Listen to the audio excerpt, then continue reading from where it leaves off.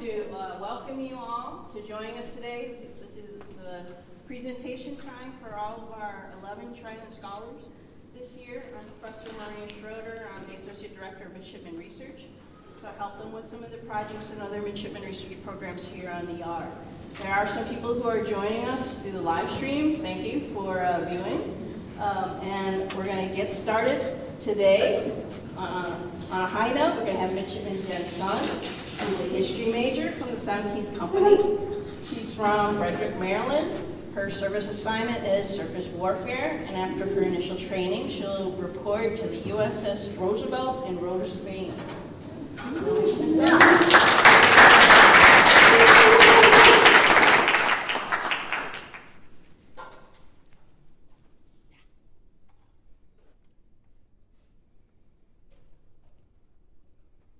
Good morning, everyone. Thank you so much for taking the time to be here. It's pretty early, so I really appreciate that you're here to support me. First and foremost, I'm Midshipman First Class Jen Sun, and I am a History Trident Scholar.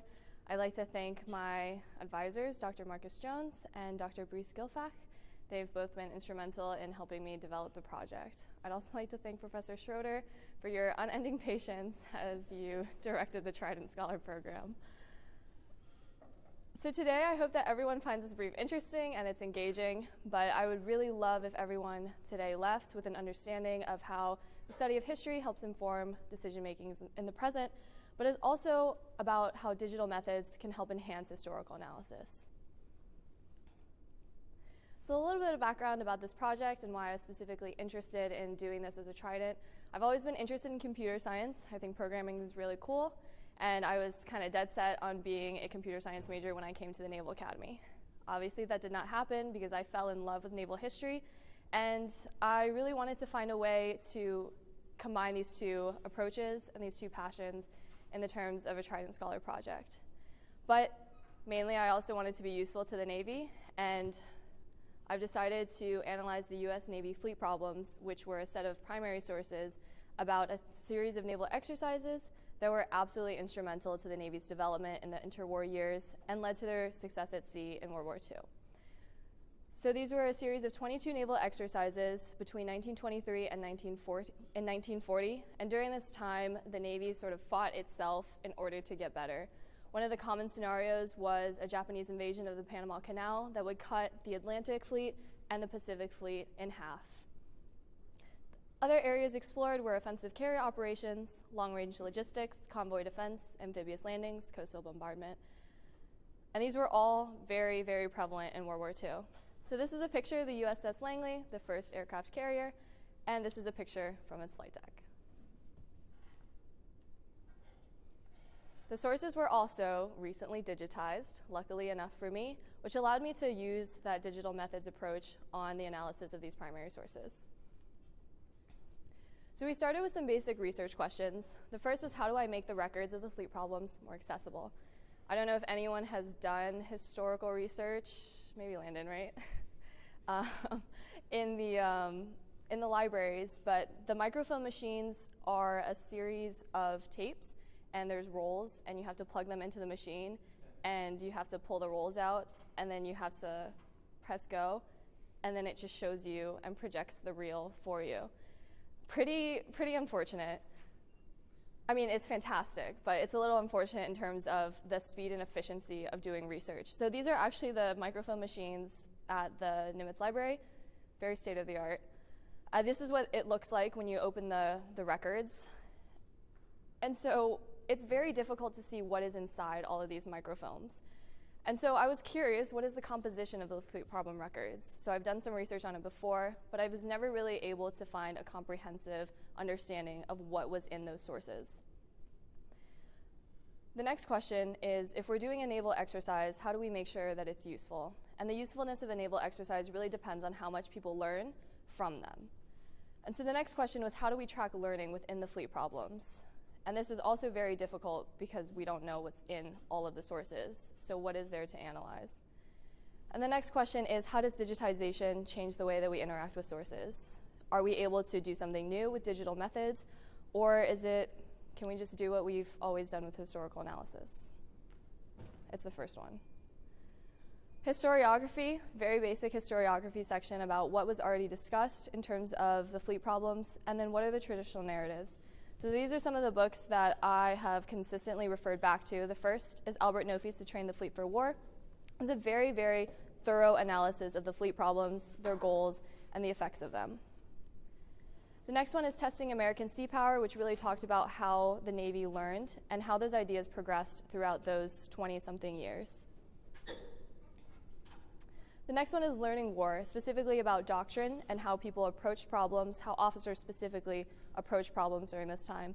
This was also very instrumental to developing the definition of learning, as well as figuring out what we might want to look into. And the last one is actually a publication from the 1920s. It's Sound Military Decision from the Naval War College. And this book was very instrumental in defining how officers would think about problems and make those decisions. And so I kind of summarized it in here. I'm going to start with doctrine formation, but it is very cyclic, and this institutional knowledge diagram explains why the fleet problems as a whole and the environment of the Navy as a whole during the interwar period was so instrumental to allowing the Navy to learn the lessons that it needed for success in World War II. So the first one is doctrine formation, and this mainly happened at the Naval War College, where officers would be writing reports, and they would be publishing those reports about how they wanted knowledge to be processed, as well as how they wanted different theories to be implemented. So the application of that doctrine that was developed in the Naval War College happened kind of in two steps. The first one was wargaming. Can't go up through a presentation without mentioning wargaming. The first one was wargaming, where they used no resources almost besides intellectual capacity and time to figure out how the Navy could solve some of these really difficult problems. And then the next one was the fleet problems themselves, where they took those lessons from the Naval War College out to sea and battled it out. The next part is the evaluation of the application. After every single fleet problem, there were after action reports, as well as a large conference that was held for all the officers. Now during this time, it wasn't just, wow, you did a really great job, cool. They were deliberately asked to give thoughtful, frank remarks about how they think the exercises went, what problems were there, and how they thought that they could improve. And so during this evaluation, there were a lot of records that were analyzed, and there were a lot of people that gave their personal perspectives, which all turns into institutional knowledge. Institutional knowledge is how those records are stored and how they're preserved for the future. And so this project will be looking more on the storage of knowledge, as well as how we evaluate the application that is stored within the knowledge. So first, a couple definitions. The first one is exercise effectiveness, and it's the ability of the exercise to affect a participant's preference for method of operation, state of being, or condition. Very broad.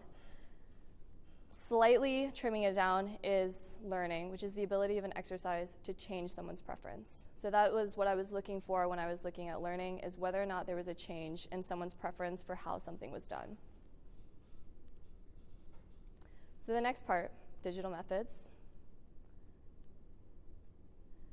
We refined the research questions a little bit after the secondary source research, and the questions became something more focused on what can we do with the technology that we currently have that we couldn't before. And the first was, how do we build that database to make those records more accessible? What new historical questions can we answer? And then what ways can we approach historical questions using the database? What indicators of learning can we create from those sources? And to what extent can these findings be generalized? So in order to develop the database, I used a methodology called grounded methodology. And the point is to use an iterative cycle in order to look at the data sets and continually revise what your database looks like or what your theory looks like as you progress and continue to add these sources. So I went through a process of collecting data, which didn't necessarily apply to me since the goal was to create a historical database that includes everything. And then forming concepts from the data, grouping those concepts into categories, and then identifying those relationships. So you'll see all four of these in the next couple of slides. But what really drove all of that process, that iterative process, were these three considerations that evolved as I developed this database and did the analysis. The first one was historical accuracy, next was retrievability, and the last is continuity. And they both presented different design considerations and limitations for the database.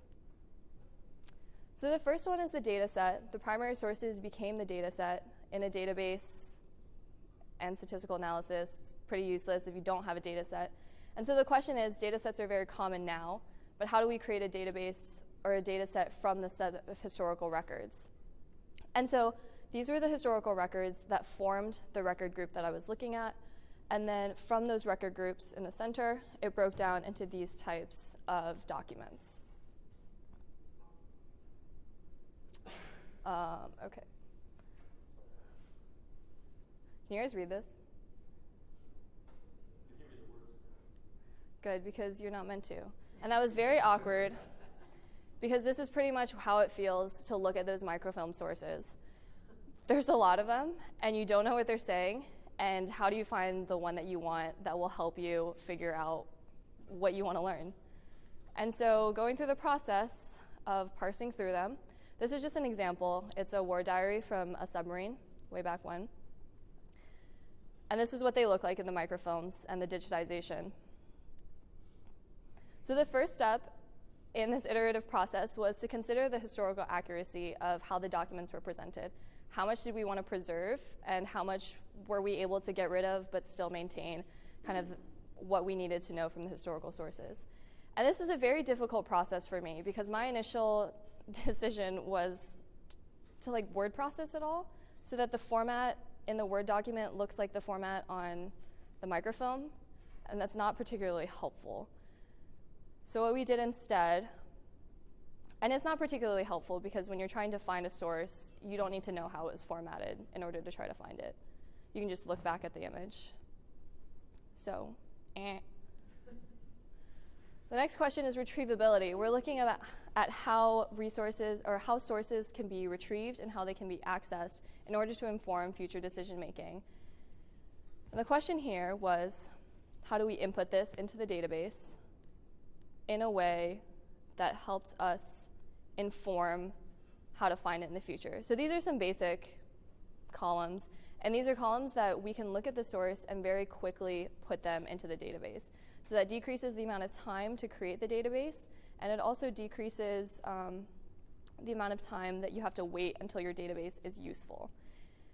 And so it's not necessarily very historically accurate. However, it is the majority of the information that you would need to find the sources again.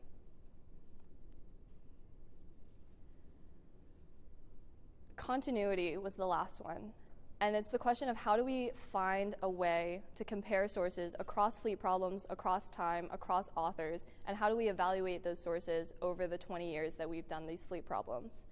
And so I created 3 columns that were not originally within the data set, and these had to be evaluated for each record using historical analysis. I'll be discussing these a little bit later, but first, the 2 most really important ones when we're talking about learning is whether a document is evaluative or whether it's descriptive. And in order to figure that out on the database, we just tagged it as evaluative or descriptive. And evaluative documents show that preference. And it doesn't necessarily have to be something that's learning, like a change, but definitely some preferential statement where someone is expressing how they would prefer things to be done. So a couple of summaries from the documents. The average pages for the fleet problems actually increases up to fleet problem 5, and then it decreases a little bit in 6, but they're all, up until fleet problem 5, the average pages are all under 25 pages.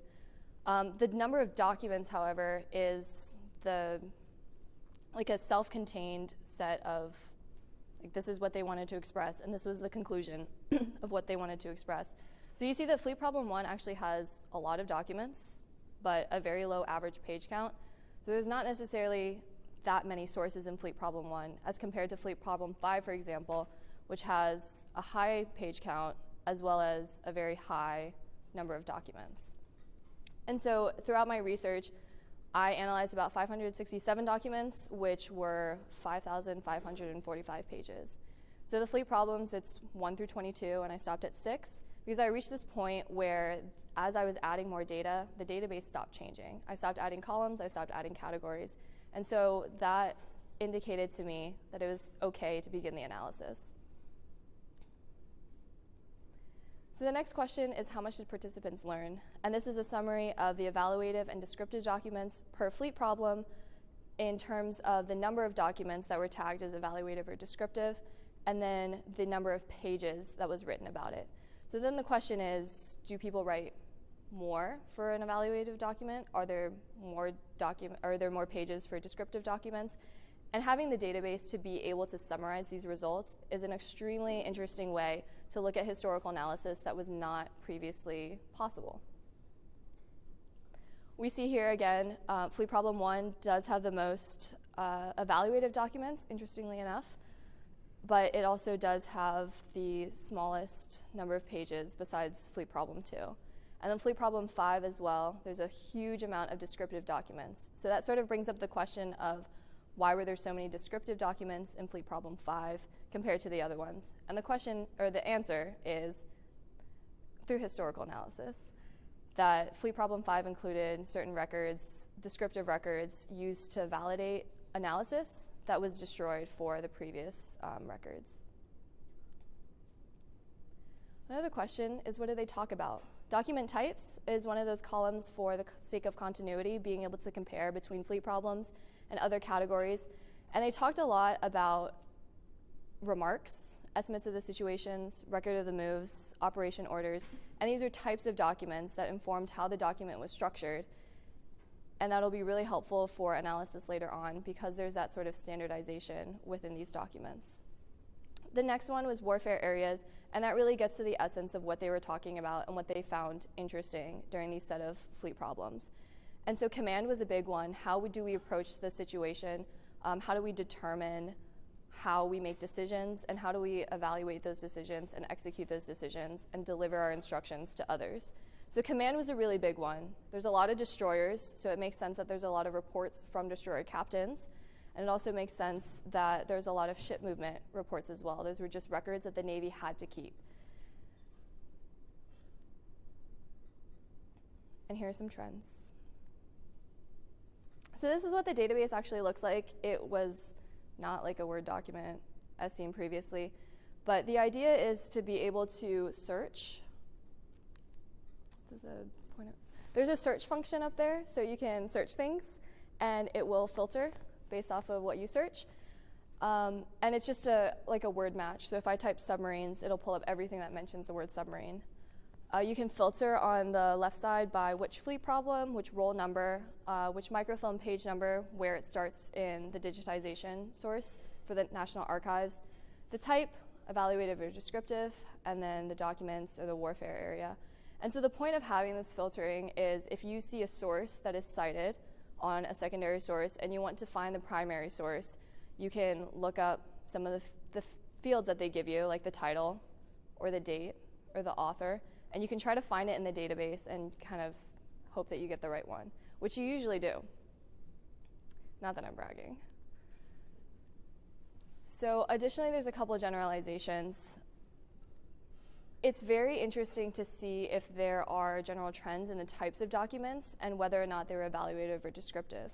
And that really informs whether or not the Navy in the future might want to keep certain documents for their records or throw them away. So we see in remarks, for example, which was the highest discussed category, all of the remarks were evaluative. And that is because they happened during the after-action reports where all the officers were talking about how they wanted things to change or what went well and what didn't go well.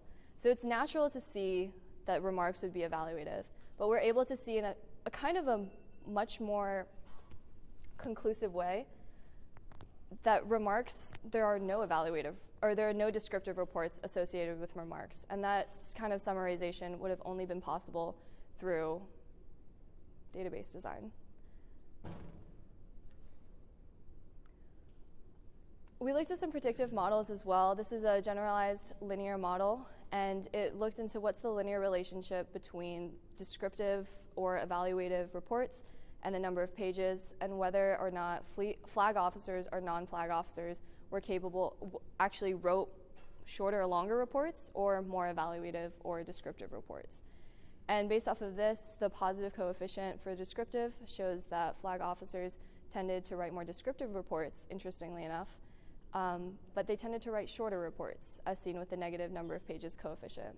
The interesting part of this is that when we verify this with historical analysis, it does not seem very plausible. And then the next question is, why is this different than what we would find with historical analysis? And it's likely because a lot of times the final reports that admirals would publish, they were not dated and they did not have an associated name with them. So we're not positive who actually wrote it, and then it wasn't included into the predictive model. Another one is talking about design consideration. So this is an example of the ranks broken up by document count, pages written, and whether or not they would have flag officer status. And so this is the descriptive statistic that was based off of those ranks from that data set specifically. And so the difference between that and something that includes every single document and every single admiral or thing to be analyzed, the descriptive statistics are a lot different. So we see the number of entries, the valid ones for flag officers, there were only 8 of them, but here there's 156. So overall, they tell you the same information for a historian, how many reports were published by flag officers or certain ranks, but these show that the way that the database is designed really affects the way that your statistics come out. In terms of future research, having a more defined definition of learning would really help in narrowing down what results that you're able to see. The records should all be inputted into the database. Just because it's reached a point where the database isn't changing anymore, it's still important to get all of those records in so that it is a complete database. Compiling notes on database changes, verifying generalizations, creating methods to automatically categorize these records, and designing a database for new Navy documents. And that's what I want to talk about in these last couple of minutes.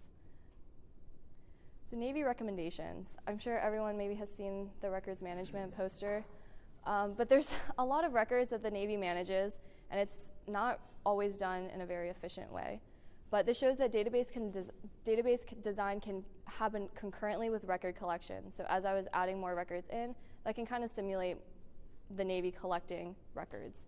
Grounded theory methodology, the iterative approach was really helpful to updating the database as it went along. But the Navy must also consider the questions it wants to answer when it is asking for reports to be recorded. Standardizing record keeping and standardizing report writing are 2 very fundamental things that the Navy, as compared to other historical source analysis, can look at because the Navy can tell you what to do. And that is really, really helpful in figuring out a way to create an AI or a machine learning program that can do this for you automatically. And so some conclusions. The database does improve the accessibility of sources. You can search it up. Grounded theory is an effective framework for managing a changing data set. So as we're adding more data, this methodology allows for the database design to update itself. The data available informs the predictive model, as we've seen. Statistical analysis of records does add value to historical analysis because we're able to view things in sometimes a much more convincing way. And verifying statistical conclusions has to be done using historical analysis if we want a viable and helpful database. Thank you so much for your attention. I'd be happy to take any questions.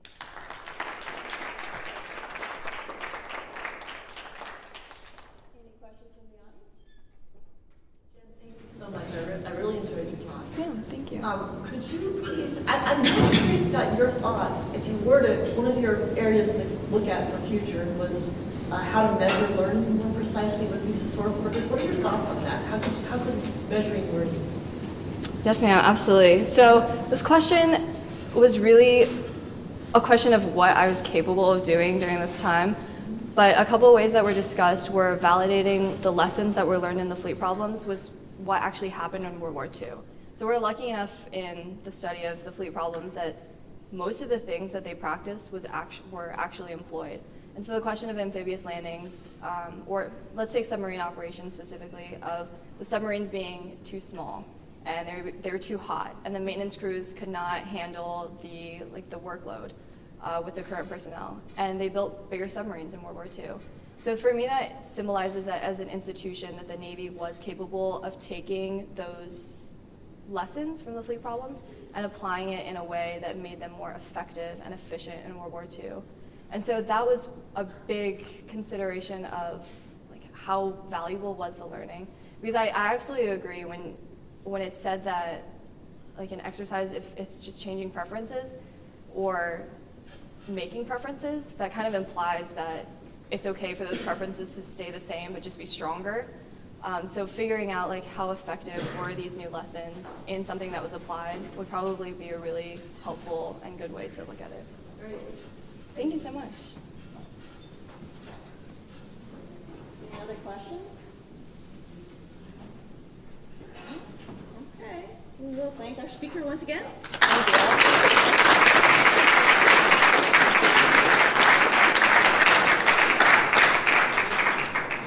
We have a few minutes before we get to the next speaker. There's some coffee and snacks on the side there to help yourself.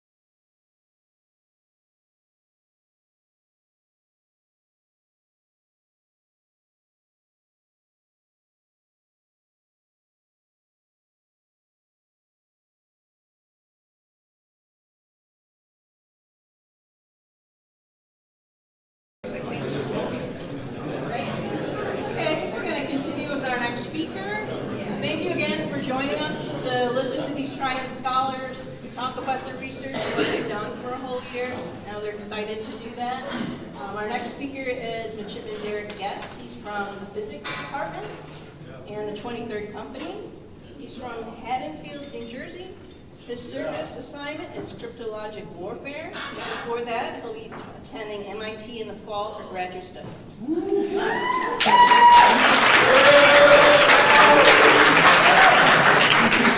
All right, thank you all for coming. As I said, I'm Midshipman Derek Guest. Today I'll be presenting my research for my Trident project titled Nanomaterials-Based Liquid Crystal Devices for Improving Stability and Their Electro-Optic Responses. So what are liquid crystals? Many of you may be wondering that. Maybe you've heard of liquid crystal displays, more commonly known as LCDs. They're used in maybe your phone, your computer screens, your TVs. And so liquid crystals are essential in making up the pixels that make up these displays. And so there are three main properties of liquid crystals that make them so essential in this application. The first, hence the name, they are able to flow like a liquid, but they can order themselves in a crystal-like organized structure. Second, because of the chemical makeup of the liquid crystal, you can see a schematic of the molecule down here. There exists this carbon-nitrogen triple bond that gives the liquid crystal a dipole moment. So there's an uneven distribution of charge within this molecule. So when you put them together in a system, they form a quadrupole moment. Third, liquid crystals have anisotropic properties, meaning depending on maybe the orientation of the molecule, they react differently to their environment. And so I'll get into these a little bit more. But first, I want to show how do these make up a pixel. And so essentially, a pixel on your screen, what you want it to do is change colors. So you're getting different colors of your displays, and you can make up this entire thing. And so first we'll start off with polarizing sheets. And so you start with unpolarized light. And then when you take a polarizing sheet, when the light goes through, it orients that light in one direction. So you can see the polarizer on top is orienting that unpolarized light into a horizontal direction. However, if we put another polarizer at the bottom, we'll call that the crossed analyzer, and it's perpendicular to the polarizer, then we see no light is able to pass through. However, if you take this thing called a liquid crystal cell right here in the middle and angle those liquid crystals at 45 degrees to both the polarizer and the crossed analyzer, those liquid crystals can actually rotate that light. And so you're rotating it from that horizontal to that vertical position, and you can end up having light pass through the crossed analyzer. It's important to note that the angle is very important, because if you angle these liquid crystals at either parallel to the polarizer or the crossed analyzer, again, no light will be able to get through. And so there currently are no solutions in order to change the orientation, the horizontal orientation of these liquid crystals from maybe 45 to 0 degrees. And so what we do instead is we use the anisotropic properties of liquid crystals and how they interact with light. And so what we do is we take two electrodes on either side of the liquid crystal and we apply a voltage. And when we apply that voltage, it induces an electric field across this cell. And so because the liquid crystals have this dipole moment, they will align with the electric field, moving from their horizontal to vertical position. And so when they move to the vertical position, they're no longer rotating that light, and so you have no light passing through. And this is basically how a pixel works. And so here's a schematic showing all the moving parts. So again, your liquid crystals angled horizontally. Light can pass through. However, when you apply a voltage, the electric field is applied across the cell. The liquid crystals align. You see then no light will be able to pass through the top of that cell. So when you take three of these cells and put them together and put a red, a green, and a blue filter on top, you can change how much red, green, and blue light can get through the cell. And by changing those colors, you can essentially make that pixel any color you want. And so that's basically how liquid crystal displays work. But there are current problems with these displays in that there are free ion impurities that get into these solutions from a variety of sources. They can either come from the actual synthesis process of the liquid crystal solution, or they can come from the different layers, as I mentioned, the electrode. There's also an alignment layer to align those liquid crystals in a certain orientation, or even the glue that's used to hold this whole system together. And so pieces from these can break off and get into the solution, and they can cause a variety of issues. One is the switching effect from horizontal to vertical and vice versa is slowed down because of the presence of these ions. They also contribute to image sticking issues. So an example of that is shown here. You can see a previous image at the top is kind of staying on the screen. It's burned into the screen, and that's just not what you want in an optimal display. So why are the ions causing these issues? So I have the same schematic as shown before, and when you apply your voltage, your liquid crystals rotate. You have that external electric field.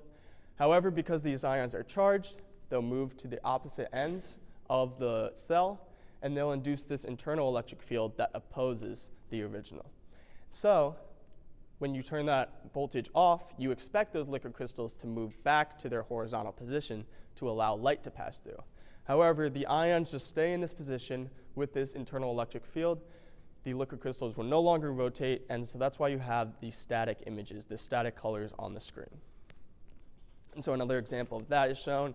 You have the CNN logo burned into image for this Bridgestone ad.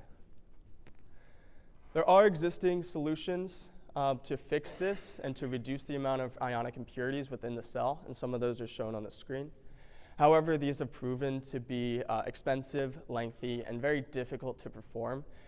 They also only reduce the number of ions by about 20 to 30%, and they only reduce the ions in the synthesis process. And so when you actually build the cell, those layers, pieces can still break off and get into the solution, and you have no way of getting rid of those ions once they're actually in the display. So what we proposed was to dope gold nano-urchin particles into these liquid crystal solutions, and hopefully these would enhance the ability of these liquid crystals to function. And so how do they do that? So an SEM image of these gold nano-urchin particles is shown right up here, and you can see the existence of these spike-like formations on its surface.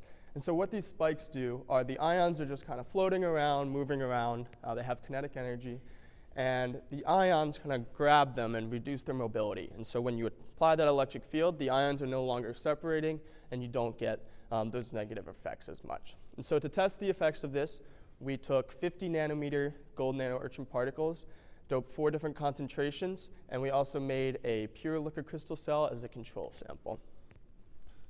So you may be wondering, how do these gold nano-urchin particles actually trap the ions? And so it's important to note there's a net neutral charge on the gold nanoparticles, so it's not an electrical attraction. Instead, what's happening are these ions are zipping around all through the cell, and they have a high kinetic energy.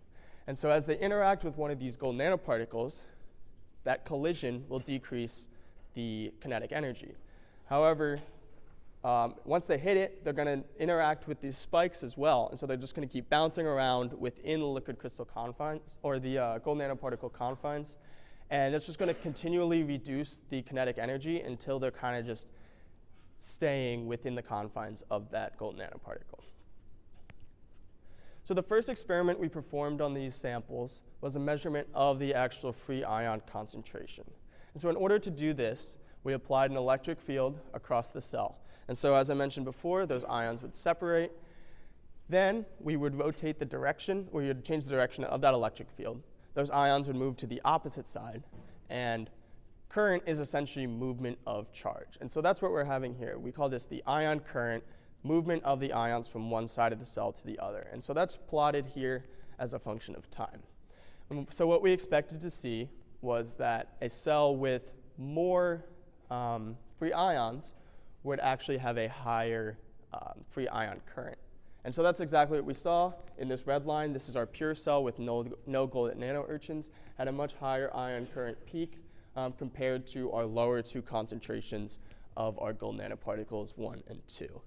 We did do the experiments on 3 and 4. We just didn't show them because they were not as optimal as 1 and 2, and we didn't want to clutter the graph. And I'll explain why those weren't optimal later on. From there, we integrated under the ion current curve to find the total free charge in the cell and divided by its dimensions to get the free ion concentration. And so that's what's shown in this graph here. Again, these red dots, that's our pure liquid crystal. And so as you see, as a function of temperature, the free ion concentration within the cell is increasing.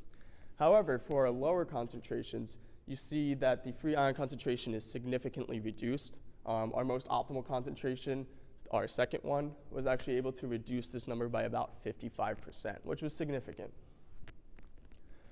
The next experiment we performed was a measurement of rotational viscosity. And so this is essentially how much friction are these liquid crystals enduring as they move from horizontal to vertical. And so you can kind of assume that when you put these free ion impurities in the cell, that they'll kind of impede the movement of the liquid crystals from going horizontal to vertical and vice versa. And they also mess with the order of the liquid crystals, as you can see in the schematic. So to measure this, what we did was we, again, applied an electric field across the cell, and the movement of liquid crystals from horizontal to vertical induced a transient current modeled by the first equation on the screen. And so that transient current is shown here as a function of time. You again see that there is a current peak, I sub p, which is proportional to 1 over gamma 1. And gamma 1 is our rotational viscosity. So we were able to extract that number and plot it as a function of temperature, as shown here. And we want to obviously reduce the friction within the cell so that they move faster and more easily. And that's what we see again with our lower concentrations. So the red dots are pure cell, and this is our first and second concentrations. So they were able to reduce that friction that exists in the cell. The higher concentrations actually increase that, and so I'll again explain why that is later on. We also see over here that there is a correlation between the gold nanoparticle concentration, our free ion concentration on the left, and our rotational viscosity on the right. And we see an optimal concentration that exists in our second sample. The third experiment we performed was a measure of dielectric anisotropy, labeled as delta epsilon up here, which is proportional to our order parameter S. And so what order parameter is how ordered are these liquid crystals. And so as you can see at lower temperatures, we're in the nematic phase. So the liquid crystals are pretty much all pointed in the same direction, and so you're getting those positive effects of light transmission. However, as we increase the temperature, the dielectric or the order parameter starts to fall until we get to the isotropic phase, where there's just kind of random order in the cell. And so as I mentioned earlier as well, when you put these ions into the solution, they also can mess with the order. And so they'll kind of be bumping into the liquid crystals, messing them up, and that will decrease the dielectric anisotropy. Another way these ions affect the dielectric anisotropy is through the dipole moment. And so this equation, delta epsilon, shows that it's related to both the order parameter and the dipole moment. And so how the dipole moment is affected is we have this schematic again, and as I said, the dipole moment has an uneven distribution of charge. And so because these ions are charged, they'll coagulate on the ends of the cells, or the liquid crystal. So you have the positive over here and negative over here. And you'll induce a dipole moment that opposes the original dipole moment. And so as this gets bigger, our effective dipole moment gets smaller. And as you can see, if we decrease the dipole moment, our dielectric anisotropy also decreases. And so the results for this they definitely made sense. So for our lower two concentrations, our optimal concentrations, we see an increase of dielectric anisotropy over the entire temperature spectrum as compared to our pure liquid crystal cell and one of our higher concentrations. Our final experiment we ran was a measure of the electro-optic switching effect. How fast do these liquid crystal molecules actually move from horizontal to vertical and vice versa? And so when we turn on the voltage, the liquid crystals move from horizontal to vertical, and the time it takes them to do that we call T on. And so T on is shown here. As you turn on the voltage, the transmitted light goes down because the liquid crystals are rotating and they can no longer change the orientation of that light. And so you can see our lower two concentrations here are getting to the bottom faster, meaning they're switching faster than our pure liquid crystal shown in red. Same is true for our T off. When we turn the voltage off, we see it moves from vertical to horizontal. And again, the lower two concentrations are moving faster than the pure liquid crystal in red. We also measured this as a function of applied voltage.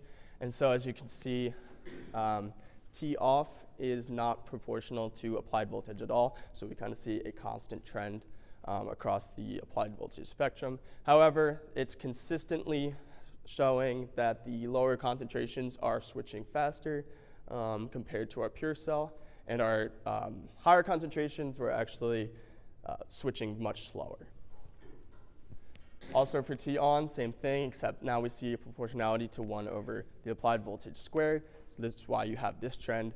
However, again, you see a consistent trend of the lower concentrations switching faster than the pure and the higher concentrations. So finally, I want to explain why are the higher concentrations not performing how we want them to. And so we said because of the aggregation issues within the cell. And so our lower concentrations, 1 and 2, besides these particles, we call them spacer particles, they're just used to keep constant thickness of the cell, so they have nothing to do with the gold nanoparticles. Besides those, we see no other evidence of particle aggregates. However, when we start to move to our higher concentrations, it might be a little bit hard to see on this one, but you can start to see some of these dots forming. And I think this really hits it home. This is a 10 times magnification of our highest concentration, and you can just see the presence of all these aggregates. And so what these aggregates are doing are not only are they reducing the effective surface area for ion trapping, they're also just getting in the way of the liquid crystals moving. And so they're decreasing the functionality of these concentrations. Now, I mentioned before we had an optimal concentration. And so what we wanted to do now was test the effects that the gold nanoparticle diameter had. And so we took this optimal concentration and made 4 more samples doped at 4 different diameters. So there's 70, 80, 90, and 100. We repeated these same experiments for this. And again, we see for our measurement of free ion concentration as a function of temperature, our pure cell, it just keeps going up. The free ions keep getting introduced into the cell, and they're causing these issues. However, as you can see, all of the solutions with our various diameters were able to decrease that free ion concentration by a lot. So our optimal diameter was actually 80 nanometers, and we were able to decrease those numbers by 80%, which was very significant. Again, we have a comparison of free ion concentration and rotational viscosity, and we see another optimal diameter of 80 nanometers, which was able to reduce the free ion concentration and the rotational viscosity. We performed the other experiments on these samples as well. They just didn't show remarkable results. We learned nothing new. They definitely were remarkable, but we just didn't learn anything new, so we decided not to share them. So then we compared our results to some other results in the field of study right now. And so we saw what other researchers were doing with other nanomaterials and how they were able to trap the ions. And so you see a few examples here. At the bottom is our results. You can see the ion trapping ability, what percent of the ions were they able to trap. And we had about 80% at our most optimal concentration. The only comparable nanomaterial were fullerenes at 80% as well. But then as you move to the doping concentration, ours were doped at 10 to the negative third weight percent, while the fullerenes were doped at 0.5. And so basically what that's saying is that we needed a lot less gold nanourchin particles to achieve the same effect. So in conclusion, we learned that these gold nanoparticles were able to lower the free ion concentration in the liquid crystal. We also saw that below or at the optimal concentration, that the ion trapping ability was significantly increased. However, as you get above that optimal concentration, you begin to see these aggregates that cause issues within the cell. We also saw that the gold nanoparticle diameter had a noticeable effect on ion trapping, and we saw that there is also an optimal diameter as well. So broader impact, this project did significantly impact the field of study in soft condensed matter physics. As you saw from the comparison with the other literature, we were able to achieve remarkable results at a much lower doping concentration. We also saw that we can improve the efficiency of these displays by reducing the ion impurities, and so they require less energy to actually operate. We also saw that we could enhance the tunability of these displays by switching the liquid crystals faster. Finally, we were able to successfully bridge the gap between two areas of study in the liquid crystal field. The results for this were published in American Physical Society Physical Review E, and they were presented at the American Physical Society March meeting in Las Vegas. Thank you all for coming, and do you have any questions?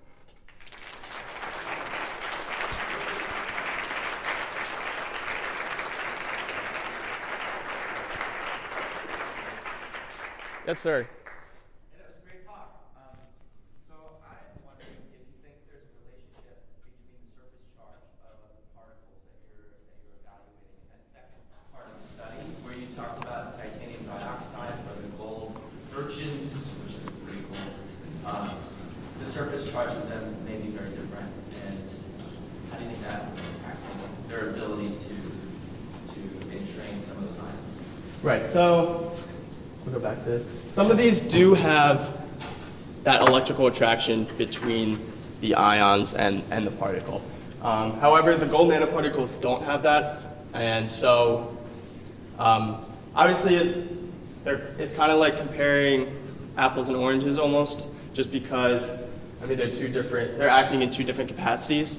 But I mean, I think it's significant to show that regardless of whether they have charge or not, the ions are sticking to the gold nanoparticles and over the entire temperature spectrums as well in our results.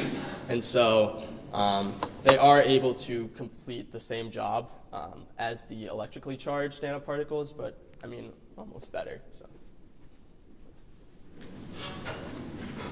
I was wondering if you've done any cost basis analysis for this slide as well, like seeing the cost it takes to produce 0.5 weight% of the fullerenes versus the 10 to the negative 3 weight% of your material, and seeing if you can report, we can also produce this the same 80% at a cheaper cost, because I know gold's more expensive than carbon in the fullerenes. I was just wondering if you need a lot less. Right.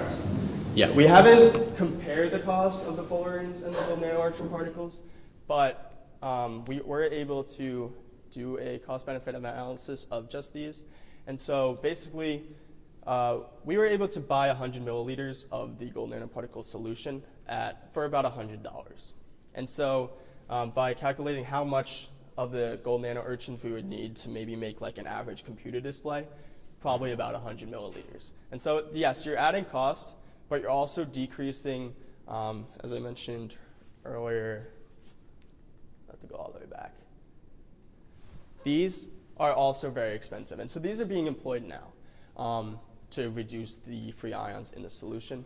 But they're also very expensive. And so there is some trade-off there. But yeah, we haven't compared them to the fullerenes, no.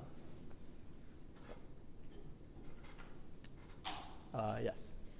So I really enjoyed the talk. I was interested by the dependence that you saw on the diameter of the nanourchins. And I was curious to look at whether when you go to different diameters, whether the ideal concentration might be different for different diameters. That's definitely true. However, we just took that would be an experiment we would perform given more time. However, we just wanted to see, is there a relationship between diameter and ion trapping? And so we took the optimal concentration from 50, and that was just the gold standard there. So. Why do you think the dependence exists on diameter? So at the lower diameters, your surface area of your spheres is much smaller. So they're not able to collect as many gold nanoparticles. As you increase ions. As you increase that diameter, you're able to trap more ions. However, as you get to the higher diameters, they become too heavy. And so they start to maybe sink to the bottom or get in the way of the liquid crystals moving. And so that's why you see that optimal diameter.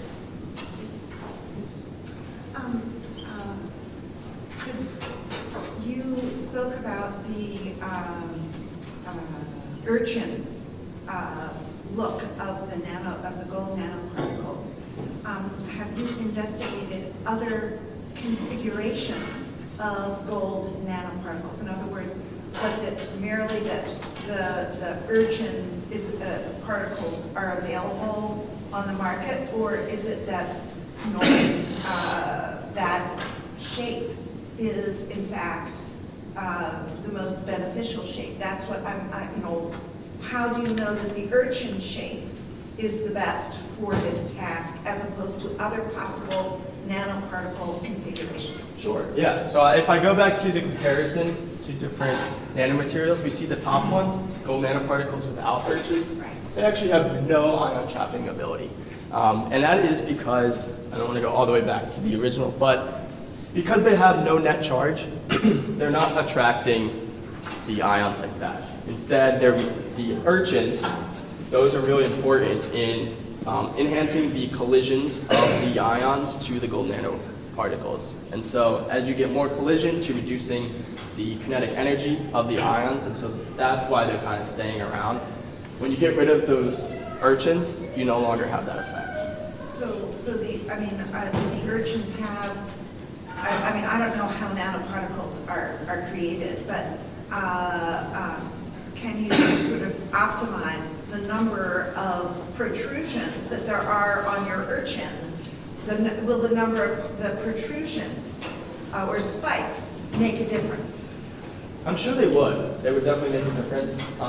We did buy these already synthesized, so I can't answer too much about that, but I mean, I would suspect that as you increase the number of urchins, that you would also increase the trapping ability. Can we take one more? Yeah. Okay. Because I'm not an expert in this, maybe this question is answered through your presentation.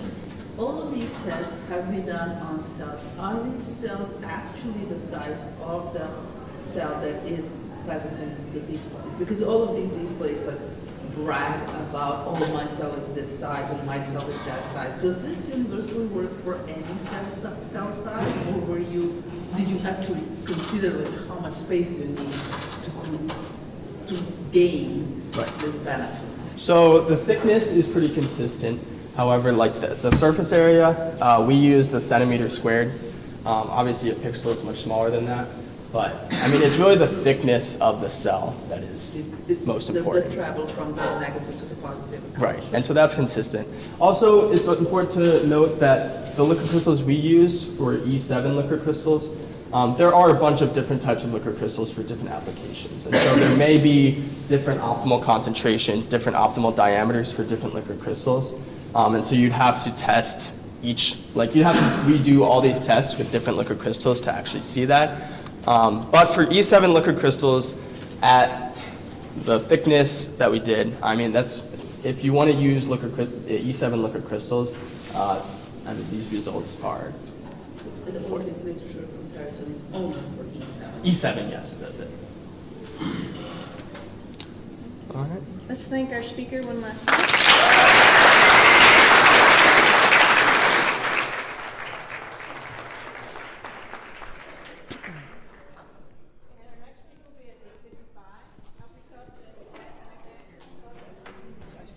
Thank you.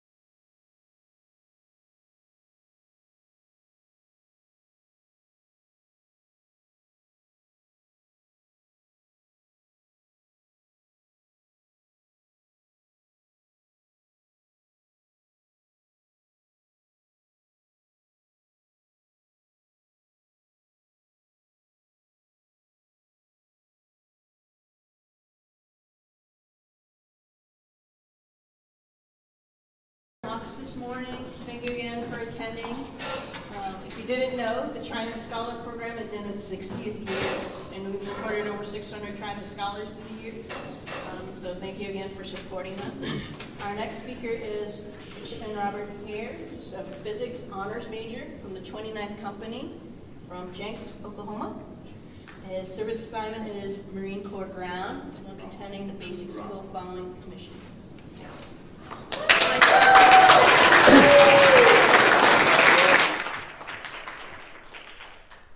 Good morning, everyone. Thank you for coming to my talk. This is my Trident project over this year titled Quantum Engineering in the Undergraduate Laboratory, Tests and Violations of Local Realism. So, brief outline of the talk. I'll start with fundamentals of quantum mechanics. How do these systems work? How do they behave? How do we measure them? Superposition, entangled systems.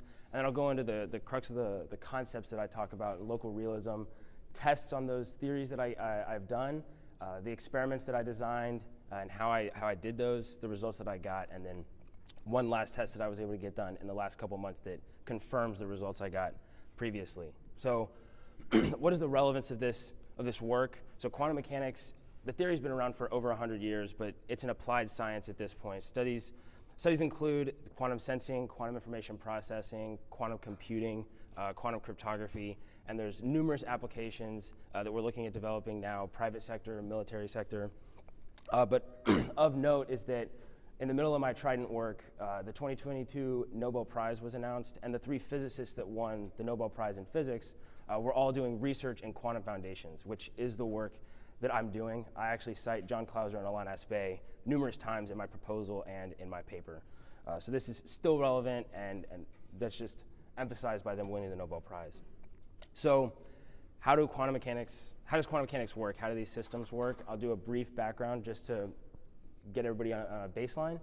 So a qubit is really what we're worried about. We're worried about a system with 2 possible measurement outcomes. And this is analogous to classical bits in computers, so 0 or 1. We can effectively assign numbers to these possible measurement outcomes. And so a thought example that I've put together over the next few slides that's independent of the research that I've done but helps kind of explain those ideas is if I had marbles that I could just pull from different bags. So if I pull a marble from a bag, there could be 2 colors that correspond to those 2 outcomes. If the lights are on, I could say that those are either red or green, and then I could turn the lights off and say that those same marbles have glow-in-the-dark colors that could be blue or pink. An important note is that there's no correlation between the marble color with the lights on and off. So I could take a green marble with the lights on, turn the lights off, and that marble could either be blue or pink. And if I took a pink marble and I turn the lights back on, that marble could either be red or green. It shows that the basis in which I measure those marbles, or I measure these particles and systems, matters in terms of the outcomes that I get from those systems. Excuse me. So how do I measure these systems? I could talk about superposition. Is if I have the lights on and I have a bag of marbles, they could either be, there's a certain probability that they're either red or green. And so I could say that there's an equal superposition or an equal likelihood of me pulling out a blue, or a red or a green marble. I would mathematically represent that up top, and that'll look familiar in later slides. But then I could set aside another state and prepare another state in a 100% likelihood of green marbles. I could set aside from the first bag all of the green marbles, put them in another bag, and that would be subsequent measurements. Likewise, if I turn the lights off, the same process could be done in an equal superposition, equal likelihood of measuring blue or pink marbles. With the lights off, I could set aside another bag of making subsequent measurements to get a system entirely comprised of blue marbles. What starts to get weird is when I make multiple measurements subsequently. So if I start with, 2 slides ago, where I have bag A, which is an equal superposition or equal likelihood of getting green or red marbles, I could set aside in bag B only green marbles with the lights on, so that if I measured them, all of the marbles in that bag are green. When I turn the lights off, because there's no correlation between the red and the green with the lights on and the blue and the pink with the lights off, there's a certain probability, say an equal likelihood of getting a blue or a pink marble when the lights are off. I could then set aside all blue marbles with the lights off in bag C, so that if I made subsequent measurements, they would all be, with the lights off, they'd all be blue. And so what do we think would happen if I were to then turn the lights back on and pull a marble out of bag C? And classically, we would think that if I only put green marbles into bag B, and then I turn the lights off, make some measurements, and I turn the lights back on, we would think in our macroscopic physical classical reality that there would only be green marbles in bag C. But what we see in quantum systems is that that intermediate measurement affects subsequent measurements on that same system. And so we end up actually, instead of having a 100% likelihood of getting green marbles, we end up back in that initial superposition where we have an equal likelihood of getting red and green marbles. So the key takeaway from these slides is that intermediate measurements matter, and the order that we make measurements matter on quantum systems. The next key idea is this idea of entanglement. So I could prepare, say, two bags, bag 1 and 2, and I could prepare them in a way where individually they each have a likelihood of pulling out a red or a green marble, but there could be a correlation in those measurement outcomes. So I could give bag 1 to Alice and give bag 1 to Bob, and they could go and make these measurements, but if I prepare the system in a way that there's a correlation between if Alice pulls out a green marble, Bob will always pull out a green marble, and if Alice pulls out a red marble, Bob will always pull out a red marble. I can send them both off into different rooms. And so Alice can go make a series of measurements on bag 1 and Bob a series of measurements on bag 2. And because of that statistical probability, they will get a random order of red and green marbles. And that'll make sense for them. It'll abide by that equal likelihood. 50% of their marbles will be red, 50% will be green. But because of the way that I prepared that state, when I bring them back together, they'll see that every time Alice measured a green marble, Bob measured a green marble, and every time she measured a red marble, Bob also measured a red marble. We see a correlation in those measurement outcomes. And so what's weird about quantum mechanics is that in an entangled state, quantum mechanics requires that when Alice measured a red marble, it forces Bob's marble to be red. And if she measures a green marble, it forces Bob's marble to be green. And this is independent of the distance between their measurements being made. So I said that I sent them to two different rooms. Alice could be on the International Space Station and Bob could be in Annapolis. And you'll still see this correlation with a timestamp on when they make those measurements. We'll still see that correlation. So that means that the marbles aren't communicating with each other, because that would require the information to travel faster than the speed of light, and that's not possible. So if you're wondering, trying to find an explanation for why this correlation is there, you're really not alone. In 1935, Einstein had the same questions. He started asking, is quantum mechanics complete as a theory? And so he was looking at where this correlation was coming from. So that if the particles aren't communicating or the marbles aren't carrying information from one marble to the next, where is this coming from? So he posited that there had to be local hidden variables, some variable or some aspect of the system that we don't know, that if we did know, we could determine that correlation in the measurement outcomes before we made them. And so that goes into this idea of local realism. So local realism is essentially that a measurement on one property of a system doesn't affect a measurement on another property of the system, and that the properties that we're measuring exist before we measure them. So you can think that a marble has the color red or green before I measure it. I'm just finding out the color when I look at it. So a few decades later, John Bell started doing his research and discussing the assumptions made by Einstein about local realism and asking the question, does the concept of local realism have measurable consequences on quantum systems? And so he developed an inequality based on the measurable properties of these physical systems. And a brief overview of how this manifests itself in terms of mathematical implications is this analogy with the probabilities of measurements being made as the areas of circles. And so you can think if I have two objects and three properties that I could measure, and I can represent those as either a 1 or a 0, there's a certain probability that the property A on object 1 is the same as property B on object 2, and there's a certain probability that property A is the same as property C on object 2.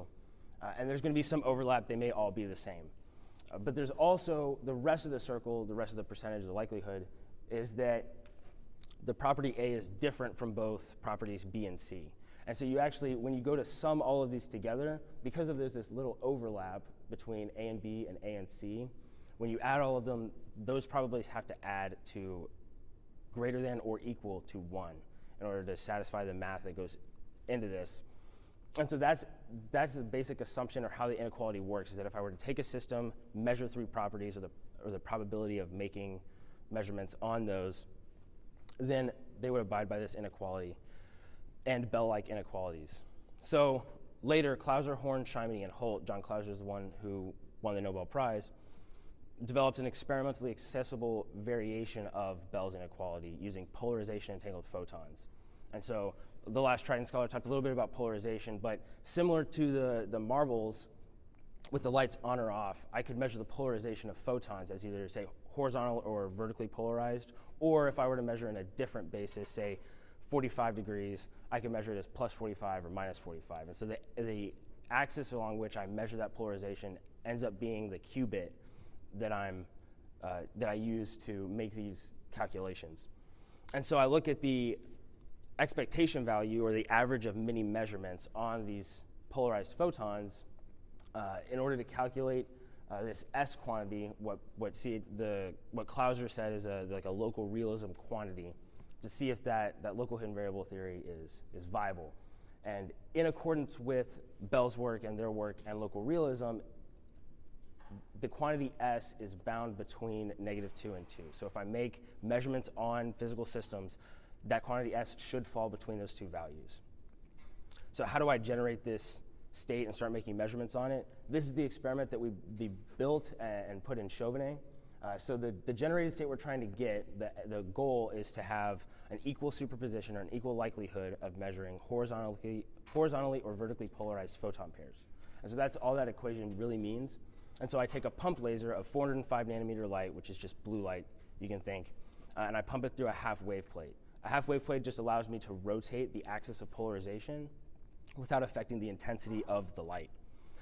That subsequently goes into 2 down conversion crystals. So this relies on an optical effect called spontaneous parametric down conversion, which in essence takes blue light going through a down conversion crystal.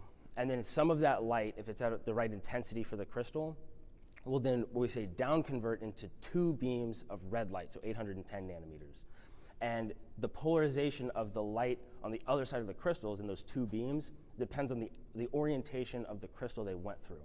And so if I take a horizontally oriented down conversion crystal and I put it up against a vertically oriented down conversion crystal, what I end up with is a probability that those photons were down converted by either one of those, and I can set that up in order to get the desired entangled state that I have.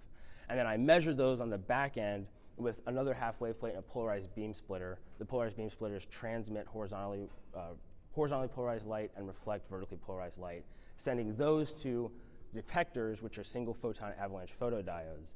The significance about those is that those give a timestamp to the photons that they detect in order to compare those in a black box, compare those with the other detectors to see if they got a photon at the same time within a certain window. So the window that we use is 10 nanoseconds, and we add that up over, or we sum that over a whole second, and that's how we end up with these coincidence counts, these ends between those multiple detectors, and look at, did we get a pair of photons in each of those detectors? Of note in the experiment is these automated rotation mounts. So I put those in at the beginning of this year, and I really spent about 4 or 5 months developing code to develop a feedback and control loop in order to do multiple tests and develop accurate error bars for the results that I'm about to show you all. So talking about this violation of local realism, quantum mechanics predicts that at those angles, if I set the half wave plates or the adjustable parameters in the back end to those angle settings, I should get a violation or a value of S that's outside of this -2 to 2 range. But quantum mechanics, if local realism is the explanation for, or if it abides by local realism and local hidden variable theory is explaining that correlation and measurement outcomes, S should fall between those 2 values. But what we find is that that's not the case. At those angles, I actually get a value of S of 2.75, which is significantly greater than 2 and multiple standard deviations. So what does this really say? It's an absolute statement that local hidden variables, whether they exist or not, these local hidden variables are not attributed to, or the correlation we see in measurement outcomes is not attributed to local hidden variables, whether they're present or not. And so after I established that I was violating local realism in accordance with all of the current literature that we have from Clauser and Espay, I started to look at the apparatus itself and see if there were any any deviations from the theory that we really needed to look at. And so a couple slides ago, I put this expectation value, that series or the average of multiple measurements. That's a function of the relative angle of the adjustable parameters. And so we expect a sinusoidal trend.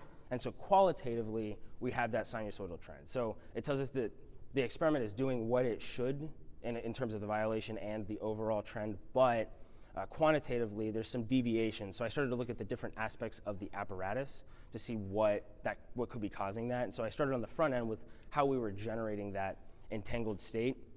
And so I adjusted the power supplied to the laser. So we start with 100 milliamps is what I did that violation at, and I varied it from 70 all the way to 130 milliamps. And I didn't see any real trend. The reason this may affect that is because spontaneous parametric down conversion is a nonlinear optical effect.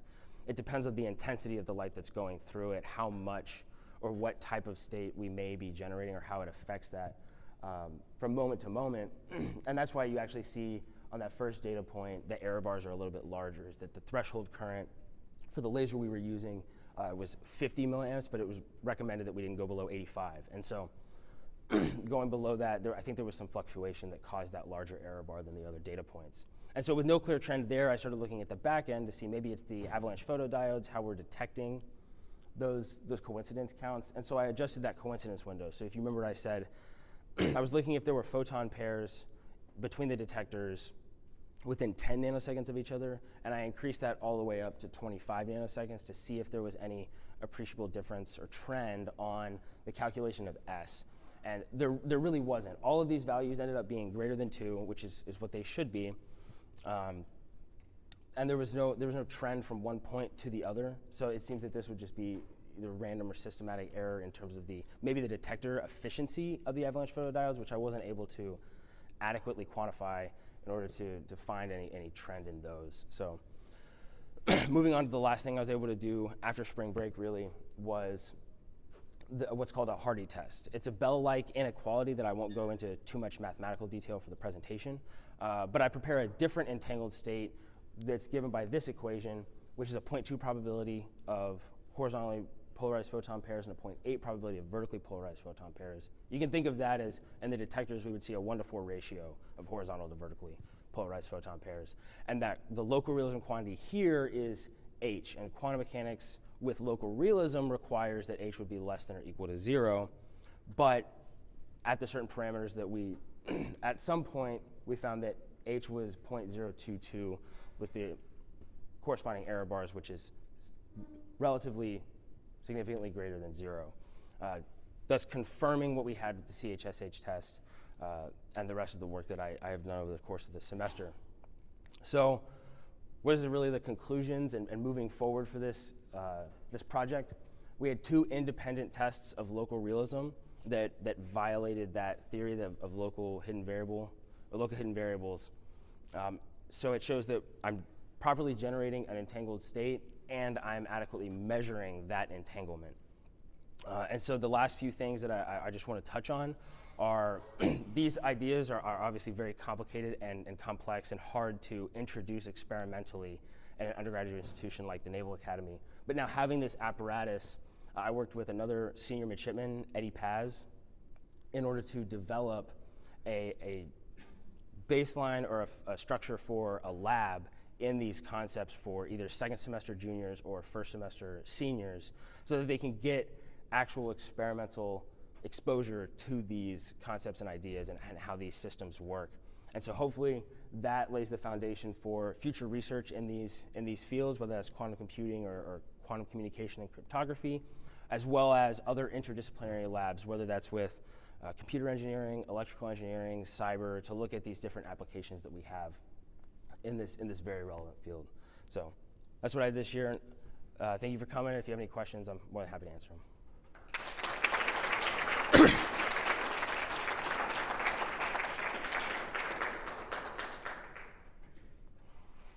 from the audience? Yes. I enjoyed your talk. So if you had another year, what would you do next in this research? One thing that I wasn't able to really get hammered down was detector efficiencies between the avalanche photodiodes. So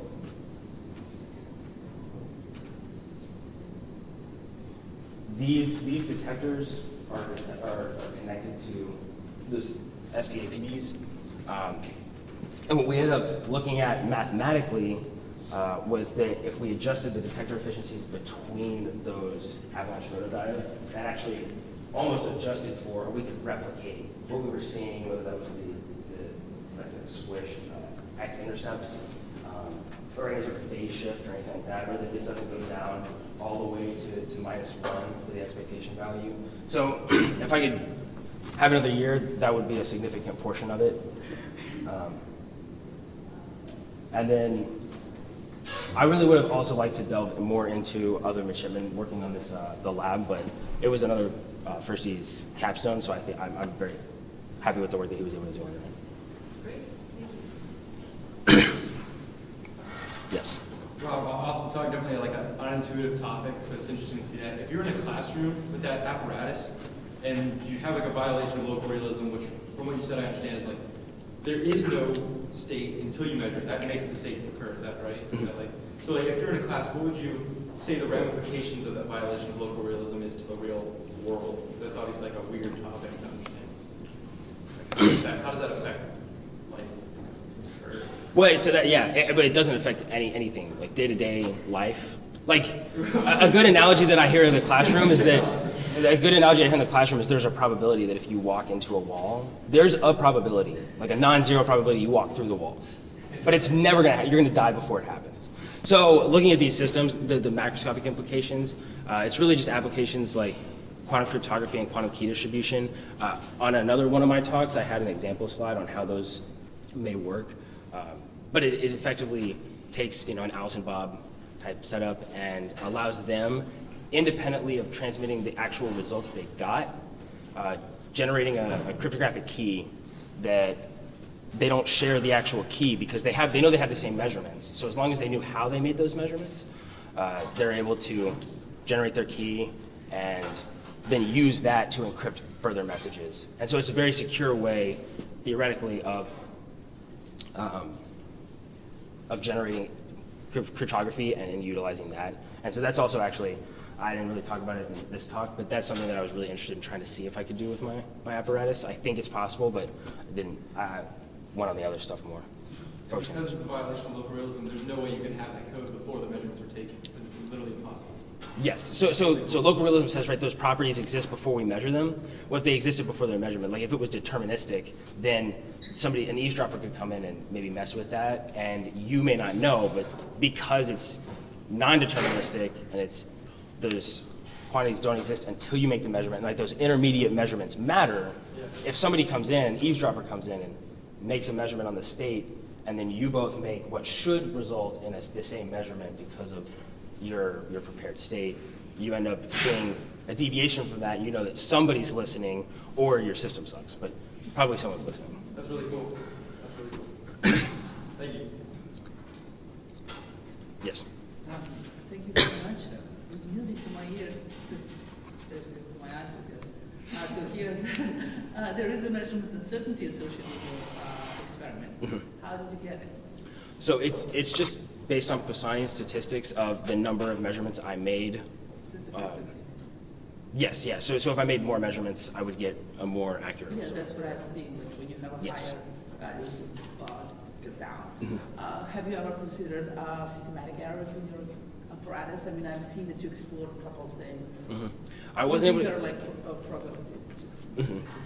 I wasn't able to look at quantifying the systematic errors. That's why I looked at more the qualitative of, is there any trends that I could see and maybe look at, am I generating the state, or if I change part of it, does that affect that state? And I mean, even here, seeing this all over the place, just by adjusting the width of that, or the width of the time bin, that's not concerning, but it's curious, why is there so much deviation just from 10 to 15 nanoseconds? Yeah. So Because your bar is just a frequency, what you see there is actually really systematic. yes, but then it goes back to what's nice about these theories and tests is that they're an absolute statement, is that if I get something, the local realism theory says I should not get anything outside of -2 and 2. And so if I get something outside of 2 within whatever my error bar's there, then I know I can confirm the theory, but then I can still look at the apparatus and the experiment to see what is coming from there.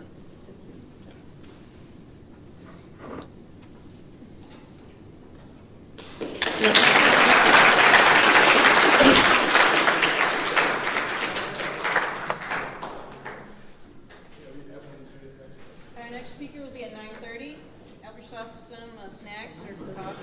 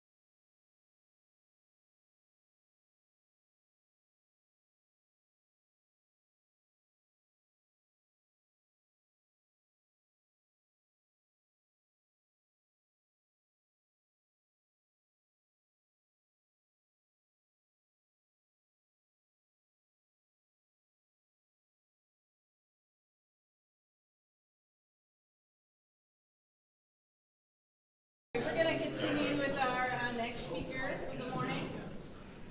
Just a reminder that these talks go through the morning, and then there's also a session after lunch starting at 1300. So if you're around in the afternoon, please come by and support our Trident.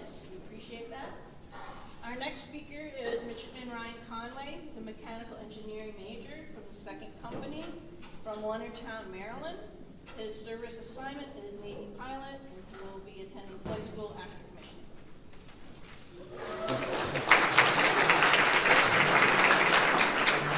Morning, everybody. Thank you so much for coming to my Trident presentation. I said before, my name is Ryan Conway, and I'm going to be presenting the results of my Trident project, which was the experimental determination of energy absorption characteristics of a cylindrical wave energy converter in linear and nonlinear waves.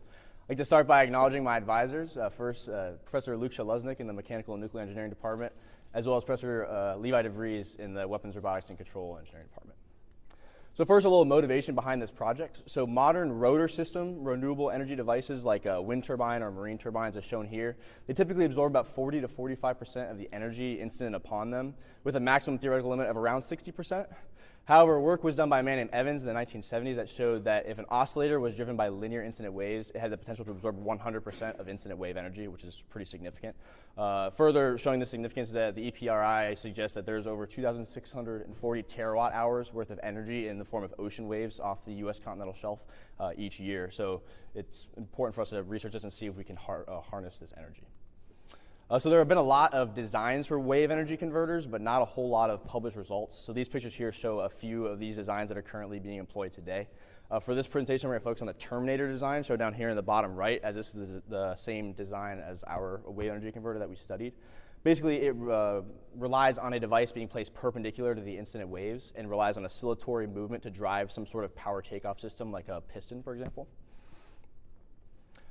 So this project focuses on a wave energy converter that was studied by Evans in the 70s, which was a cylindrical wave energy converter. It was neutrally buoyant and submerged below the free surface of the water. And the purpose was just to understand the mechanisms by which large amounts of available energy could be generated by these devices and then harvested.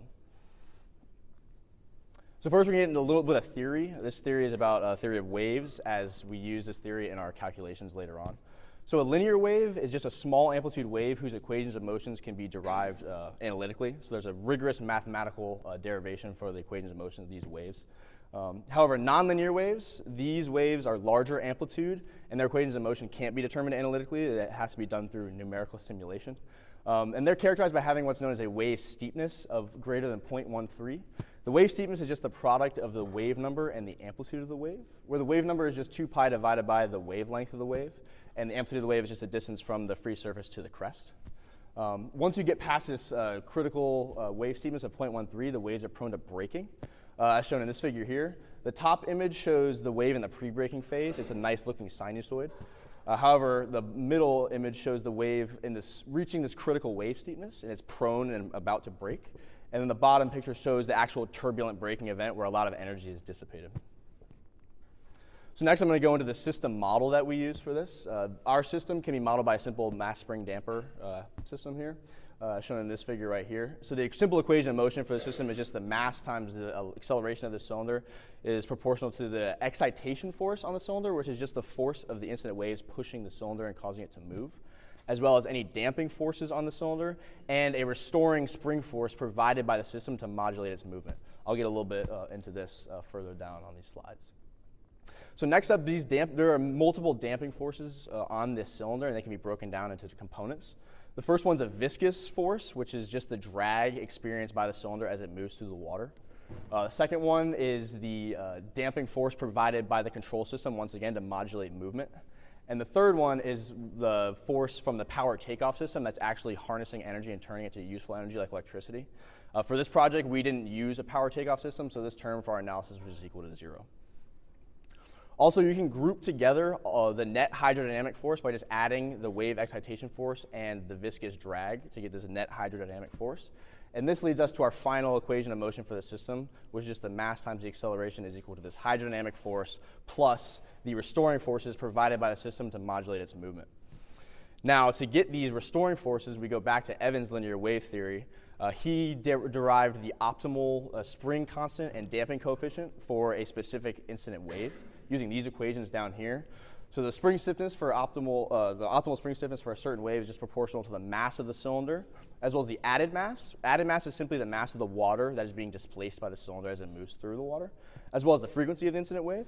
And then the optimal damping coefficient is proportional to the density of the water, the frequency of the incident wave, the amplitude of the incident wave, as well as the geometry of the cylinder, which is encompassed by that delta term down at the bottom.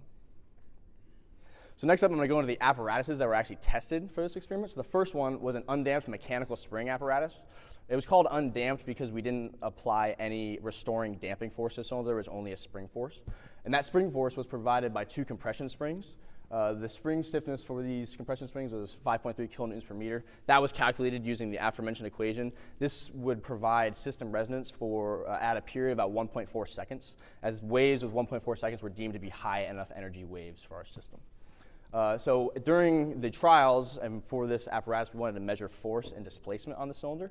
The force was measured by just mounting a load cell inside of the cylinder, and the displacement was measured using string potentiometers, which were fastened to the vertical sting, as shown here. The sting just connected the cylinder to the rest of the apparatus and allowed it to move just strictly vertically. And that's another big point as well, is this apparatus could only heave up and down, only had 1 degree of freedom. We also recorded the free surface profile in order to do some post-processing analysis of what actually happened to the waves as they interacted with the cylinder. And this was done using a high-speed camera. The other apparatus that was tested was an apparatus that involved a linear motion gantry. This gantry could operate in both 1 degree of freedom as well as 2 degree of freedom configurations. So the 2 degree of freedom means that it not only can oscillate up and down, but it can also heave and surge. And the beauty of this is that the theory suggests that if you add an additional degree of freedom, you're going to be able to absorb more energy out of the waves. Another beautiful thing about this gantry, and the reason why we moved toward this gantry, is that the restoring forces can be changed via software. With the previous system, if you wanted to change the system resonance of the mechanical system, you have to take it apart, take the springs out, and put different springs in to provide a different restoring force. But with this system, we can just go into the code, change the restoring force to be exactly what we want it, hit compile, and then just run a new set of experiments. So it's very easy for us to test a broad range of system control. Once again, we wanted to measure the force and displacement on the cylinder. This was done once again with load cells and string potentiometers. We also recorded the free surface of the tank during these experiments using this setup here with these 3 high-speed cameras. We measured upstream, downstream, and kind of middle locations of the cylinder. And if you look at this figure on the left, which depicts the gantry system, you can see some target boards on either side. These target boards were mounted in order to allow for camera calibration for us to convert from pixels to useful units that we actually care about. So in order to use this gantry, we had to map from movement of the motors to movement of the cylinder itself. So basically, if you look at this figure over here, it shows the 2 different reference frames we're looking at. The first one is of the end effector of the gantry, which is where the cylinder is attached. We only really care about the X and Z position here. However, with the motors, the motors are controlled by measuring their circumferential travel. So the circumferential travel of a motor, you can imagine it if you draw a point on the end of the motor shaft, it's the distance traveled by that point as it rotates around and around. So using some kinematics and inverse kinematics, we were able to map the circumferential travel of the motors to the corresponding movement of the end effector using these equations. If you look at that table on the top of that figure, that shows you how you would have to move the motors in order to get a corresponding movement of the gantry. So for example, if you look at the top row, if you move both of the motors counterclockwise, the gantry will move to the left. So this kind of mapping system was used to provide the exact movement of the cylinder that we wanted during these experiments. These inverse kinematic equations, this maps the torque required from the motors in order to get our specific restoring forces that we wanted. And this was also, you had to take into account the radius of the motors as well as a gear ratio that was present in the gearbox that we used. Next up, we're going to talk about the tow tank setup. So experiments were done in the USNA Hydromechanics Laboratory, 120-foot and 380-foot towing tanks. Experiments on the 120-foot towing tanks were done to elucidate the 2-dimensional effects, as the cylinder was about as wide as the tank was, so there weren't a whole lot of edge effects around the cylinder. The experiments on the 380-foot tow tank elucidated the 3-dimensional effects, as the tank was much wider than the cylinder was, so we started to see some edge effects taking place. And wave probes were used to measure free surface elevation. This bottom picture here shows the position of the wave probes for our gantry experiments. And incident waves with periods ranging between ½ a second and 2.5 seconds, as well as amplitudes between 1/4 of an inch and 1.5 inches were used. These were scaled, so if you were to take a 1-inch wave in the 380-foot towing tank, this would represent about a 1 meter tall wave off the US continental shelf. So that's where That's where the distances come in there. And our wave ranges equated to these steepness ranges for both tests. If you notice, the one difference is that for the gantry test, we weren't able to get into that nonlinear regime of waves just because we ran out of time. We had to do some troubleshooting, and we weren't able to really get a full range of waves as we would have liked. So for our data analysis, we use what was called a control volume technique. This involved making a control volume that started at the upstream position and ended at the downstream position of the cylinder. And the first thing we calculated was the wave flux entering and leaving the control volume. The flux was modeled by this equation down the bottom left, which is simply the incident wave energy multiplied by the wave group speed. The group speed of waves is simply the speed of a wave packet as it enters the control volume. And for our analysis, we assumed that this wave group speed was constant in order to simplify our calculations. So after we did this, we were able to calculate the total energy dissipated within this control volume using this equation down here. This total fraction of energy dissipated within the control volume encompassed not only the power absorbed by the cylinder, but also losses due to friction, braking, etc. Next up, we wanted to calculate the actual power absorbed by the cylinder so that we could quantify it and quantify the fraction of available energy from it. So to do this, we use the equation in the bottom left. The term on the left is simply the average cylinder power and the heave axis, and the term on the right of that equation is the average cylinder power and the surge axis. It's worth noting that the powers were calculated using the hydrodynamic force on the cylinder, and to find the hydrodynamic force in the load cell, we had to take the load cell reading and subtract out the restoring forces in order to isolate this pure wave force used for our power calculations. Then, after we found the average power absorbed by the cylinder, and this was done over a sampling time of about 20 seconds, we divided it by the incident wave power, which is calculated using linear wave theory, shown here, to get our total fraction of available energy for that cycle. So before we get into the results of the control volume analysis, we wanted to understand what was actually happening with our system. So if we look here, these are some plots for the mechanical system. The plot on the left was generated using a computer model called WEXIM, and the plot on the right was generated with experimental data. So what these plots are showing is the blue line is the cylinder position, the red line is the cylinder velocity, and the black line is the power curve of the cylinder over one displacement cycle. So what this means is if you look at the plot on the left, the cylinder in this cycle starts at its maximum negative displacement. These units are all normalized. It moves up and reaches its maximum positive displacement at 0 phase, so halfway through the cycle, and then it displaces back down. And during this time, the power actually has two peaks. And the peaks correspond to the maximum magnitude of the velocities. This also occurs when the cylinder position is about 0. So this told us that we were getting maximum cylinder power as the cylinder was traveling through equilibrium during each of its cycles. So next up, we're going to look at the experimental data. We superimposed the power curve of the WEXIM data on top of our experimental data just to get a comparison.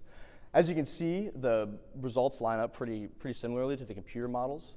The reason you're seeing such a large volume of data for these experimental trials is that we superimposed 15 wave cycles onto one plot just so we could see some continuity there. And like I said, the models line up nicely. However, we do see some deviation in the power curves at the second peak. And this corresponded to when the cylinder was plunging back further into the water. And so we postulated that this was due to the fact that our cylinder wasn't actually neutrally buoyant. It had a slight positive buoyancy. So what happened is as it was plunging into the water, the buoyant force was actually acting against the force of the wave and causing power to be sucked out of the system. So now we're going to get into the results of our control volume analysis. So those power curves shown in the previous plot, those were the curves that were integrated to get average power and divided by our incident power to get one data point on these plots right over here. These plots show the results of that analysis for the entire spectrum of waves. So if you look at the plot on the left, that's for the 2D configuration. So this was done in the 120-foot towing tank for incident wave amplitudes of about 3/4 of an inch. And as we can see, the maximum energy, the maximum available energy for our system occurred at that system resonance of 1.48, which was set by the springs. And that value is about 0.35, so about 35% of energy available for absorption. And at that same point, the total energy dissipated within the control volume was about 90%. So we're seeing a large disparity between the two. And it's postulated that this is because the 1 degree freedom configuration just left a lot of energy left to be harvested. There was a lot left in the system that we could have taken that wasn't allowed to because it could only move vertically. And for the 3D configuration, the big takeaway from this is that right after that resonant period, about 1.48 seconds, you notice a steep drop off in the total energy dissipated within the control volume. And that will be explained further in the next slide. So in this slide, these are the results for the same mechanical system. However, we increased the wave amplitude to 1.25 seconds. The big plot to look at here is the one on the right. As you can see, that steep drop-off after resonance of the dissipated energy was noticed even more. And we postulate this is due to a lens focusing effect. So basically what happened is as the waves traveled around towards the cylinder, they refracted around the edges of the cylinder and met up at a point at the back, causing their group speed to decrease and the amplitude to spike up and cause braking events. And so because we postulate that the group speed decreased, this caused a breakdown in our mathematical analysis as we assumed that the group speed was constant for our calculations. And this is shown here by some non-physical points. So if you look at that black dot right at about 1.48, you see that it is below its corresponding energy efficiency, which doesn't make sense. This tells us that there was less total energy dissipated than there was available for the cylinder to absorb. So it just further shows that there is probably a breakdown of our assumptions for our analysis. We also did some post-processing of our video data, and this was done by midshipman Brendan Neal in the Weapons Robotics and Control Engineering Department. So what you see in this top plot is just the instantaneous free surface profile, which is just a polynomial fit done of the free surface at each frame. This middle plot here shows the cylinder position in both the surge and heave axes as a function, in this case, of frame. And the bottom plot here shows the vertical position of these 2 points highlighted on that curve as a function of time. The beauty in this is that because we have a full polynomial fit for each frame, we could pick any point along that polynomial and find its position versus time. So it almost acts as virtual wave probes of sorts, which can really help for analysis. And the reason we care about this is because we want to be able to calculate that wave group speed experimentally so that we can get a more accurate data analysis. Next up, we're going to look at some of the results for the gantry system. So once again, we've got the same plot as shown before. As you can see, there's a lot more deviation with the experimental results as compared to the mechanical system. And this was because there was a significant amount of frictional damping present in the system. If you look at the very beginning of the plot at a phase of about 150 degrees, as the cylinder velocity, or the red curve, started to increase, we saw a sharp decrease in the power of the system. And because power was calculated by multiplying force by velocity, this indicates that there was a sharp decrease in force. And this means that there had to have been a parasitic force acting against the wave force of our system. And this is also further shown with the comparison to the Wexham curve. It's significantly off. And there's further deviations on the second peak, but it's definitely more pronounced at that first peak. So now getting into the control volume analysis for the gantry. First, we're going to look at the experiments done in the 1 degree of freedom configuration. So first, we set the spring constant for this to be the same as the mechanical system. So a spring constant about 5.3 kilonewtons per meter. And we also set because we can control the damping force present from the control system for the gantry, we just set it equal to 0 so that we could mimic what was done with the mechanical system. And as you can see, the resonant period for the gantry was actually shifted further to the right as compared to the mechanical system. We saw resonance occur at about 1.6 versus the 1.48 shown previously. And this was because of 2 things. One, that frictional damping that we talked about before, but also because there was more moving mass in the system. So because there was more moving mass, this system, the resonant period can be calculated as square root of k over m. So because the mass changed and we kept k the same, it caused a shift in that resonant period. So in order to combat this and try to get our resonance closer to that 1.48, we decided to increase the spring stiffness of the system and see what happened. What we saw is that the resonant period did shift to the left, and we also saw an increase in available energy for harvesting. So we did that one more time and got up to a K of about 8.148 newtons per meter. This is where we saw our highest efficiency or energy available for this system. But you can also notice that the band of efficiency is very narrow. It peaks quickly and drops quickly as well, which is a characteristic of the control forces acting on the system. Next up, we're going to look at the results, the test done in a 2 degree freedom configuration. So this, we were only able to do one set of experiments at a K is equal to about 7180. Same 0 restoring damping force. What we can see is that we get a bit of jumbled data. It was hard to really quantify a lot of it because of that friction present. It was hard to get some analysis done. What we did have to do is, because there was so much friction present, we had actually increased the wave amplitude to 1.5 in order to get higher energy waves to actually actuate this thing.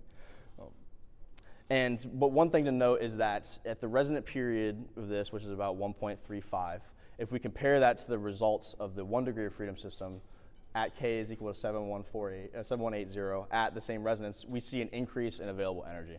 So this kind of confirms that adding that 2nd degree of freedom really did improve the system. However, we weren't able to compare the results of the gantry system to the mechanical system just because we weren't able to isolate that hydrodynamic force like we did with the mechanical system because of the friction present. So we were only really able to compare the gantry results to gantry results and mechanical results to mechanical results.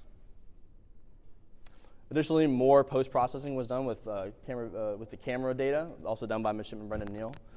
Right here, if you look at the plot on the right, we placed an April tag on the sting of the cylinder to track its movement with the camera.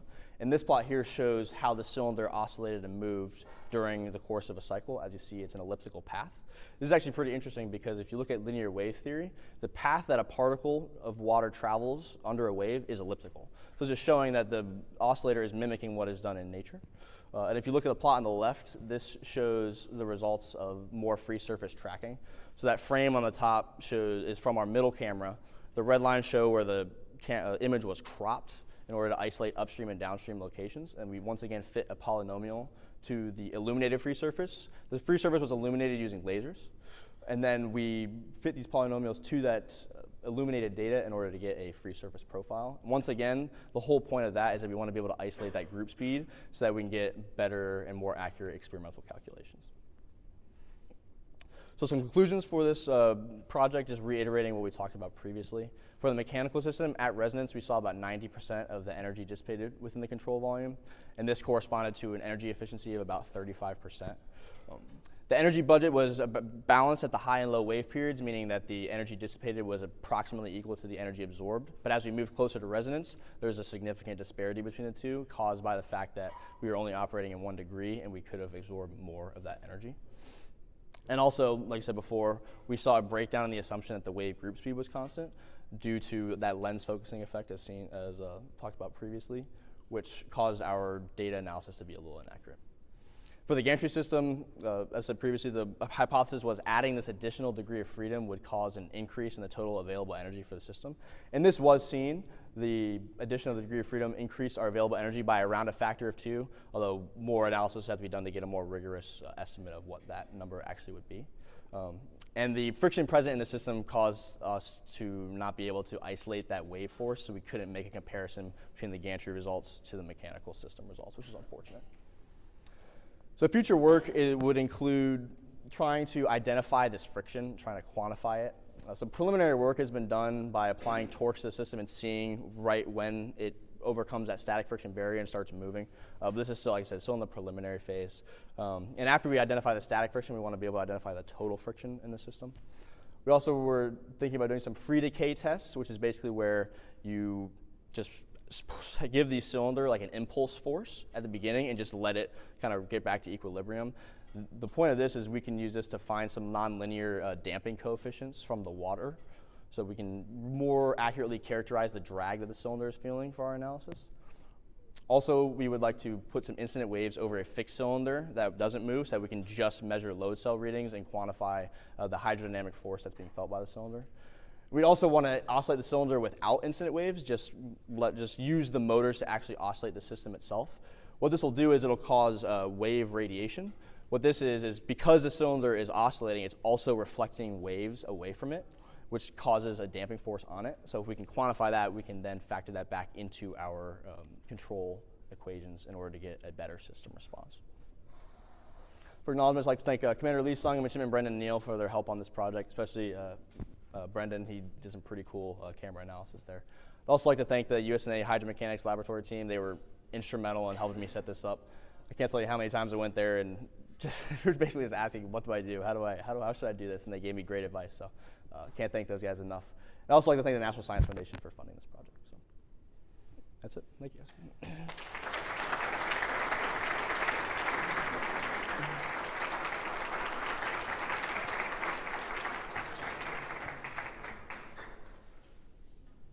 Yes, pleasure.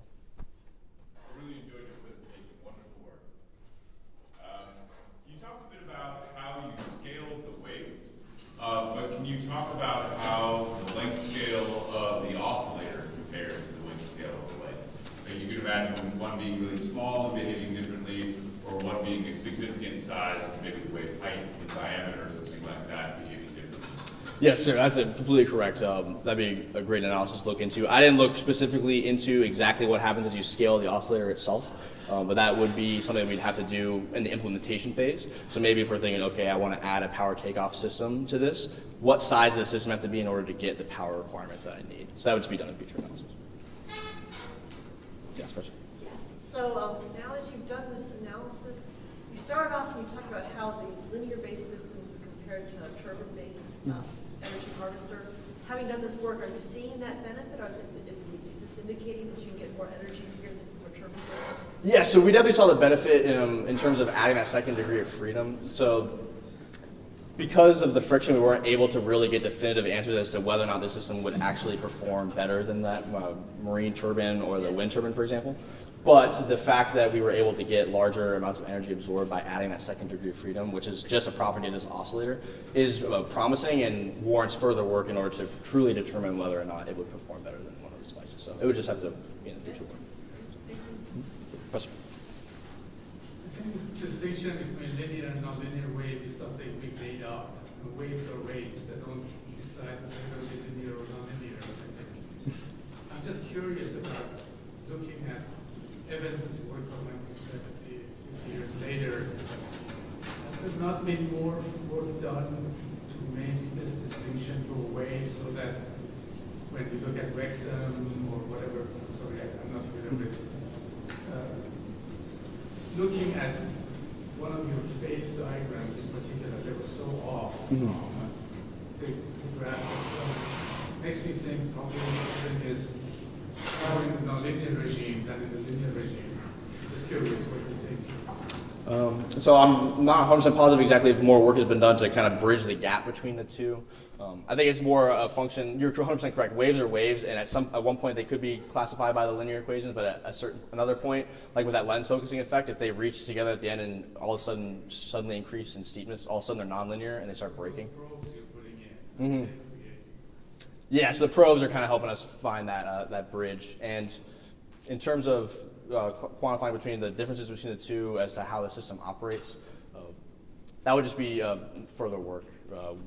Like I said, it was hard to kind of find the difference between the two because there was so much going on. But yes, future work has to be done too.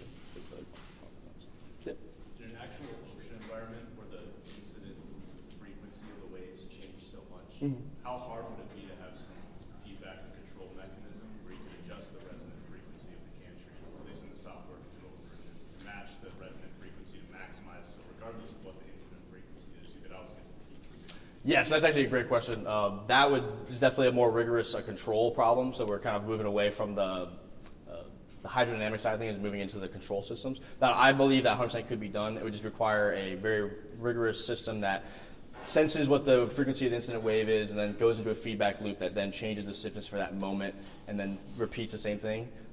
That would be a very interesting project. So.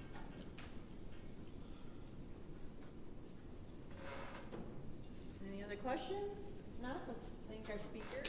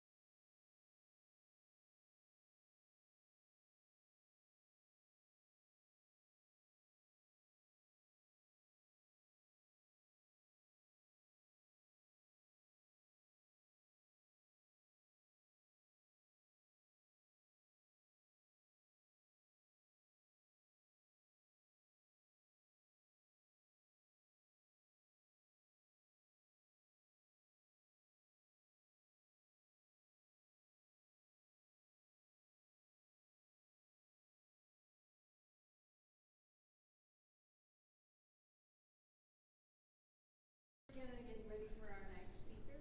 Thank you again for attending these presentations. If you didn't know, Trident scholars spend 9 to 12 credit hours each semester of their senior year on their projects. It's a significant amount of time. A lot of them go to meetings to present their work, and some of them even get published in journals and things. So they do a lot of work, so we're glad that you're here to support them. Our next speaker is Midshipman Landon Klaus. He's a history major from the first company from Weddington, North Carolina. His service assignment is Navy pilot and attending flight school after commissioning.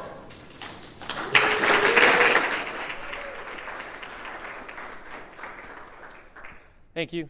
As Professor Schroeder said, my name is Landon Klaus. I am from First Company, and I'd like to acknowledge, first off, my advisor in the room, Professor Vandemark from the history department here, who has no knowledge of my topic at all and has just provided a great amount of feedback on my writing.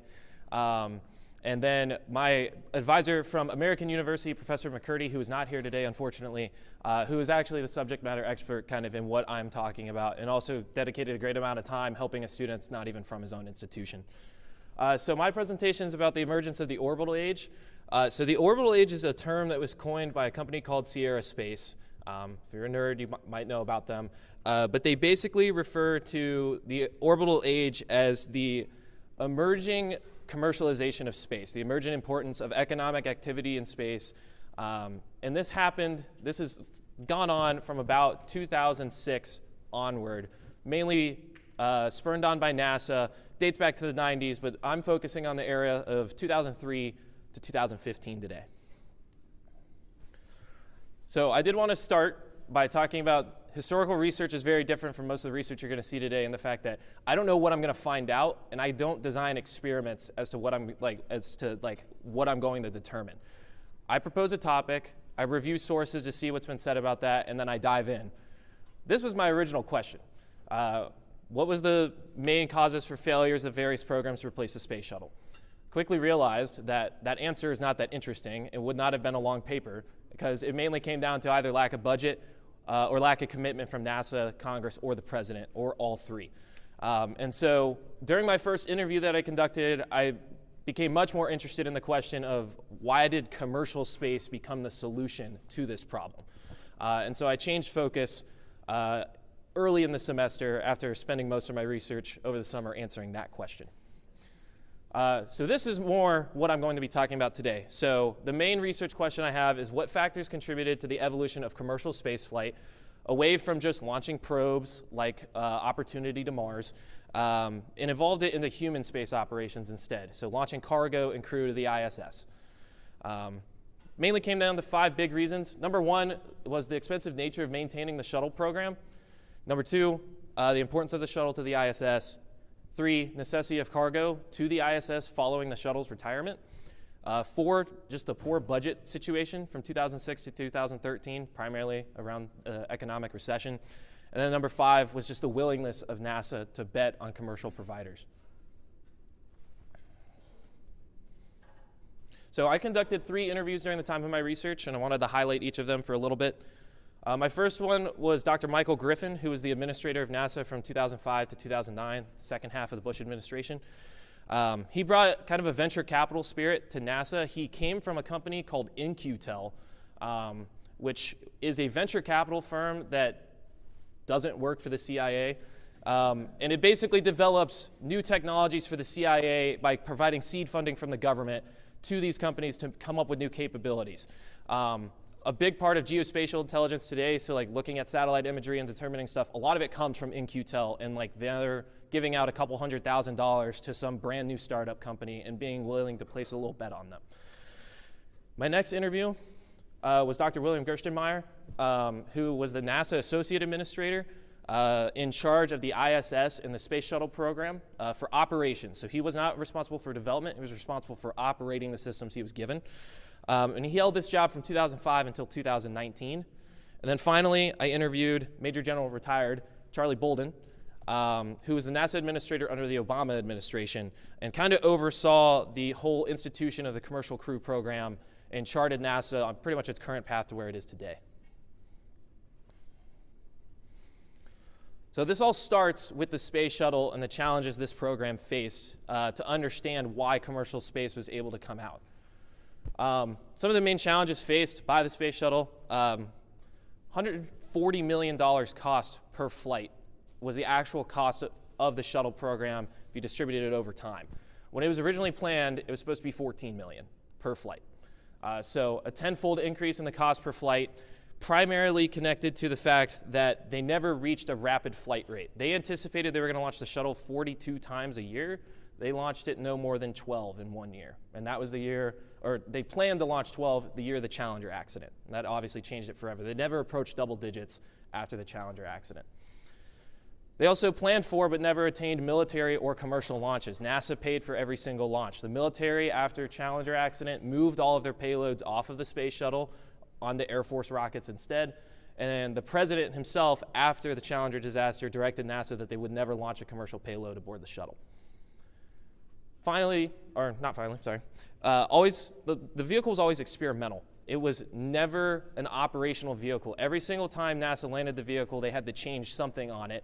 All 5 of the orbiters that were built, none of them were identical. They were not like an airliner that they could land, change out parts a little bit, and fly again. They were very different vehicles. Each of them had a temper, as some of them like to say, and they had to change things and learn how each vehicle worked. So they never really operationalized the vehicle. And finally, when the ISS came online and they started building the ISS in the late 90s, early 2000s, the shuttle became secondary to the ISS. The ISS was an international program. We had obligations to launch it, build it on time. The shuttle program became secondary to it, and it was basically just a ferry for building the ISS.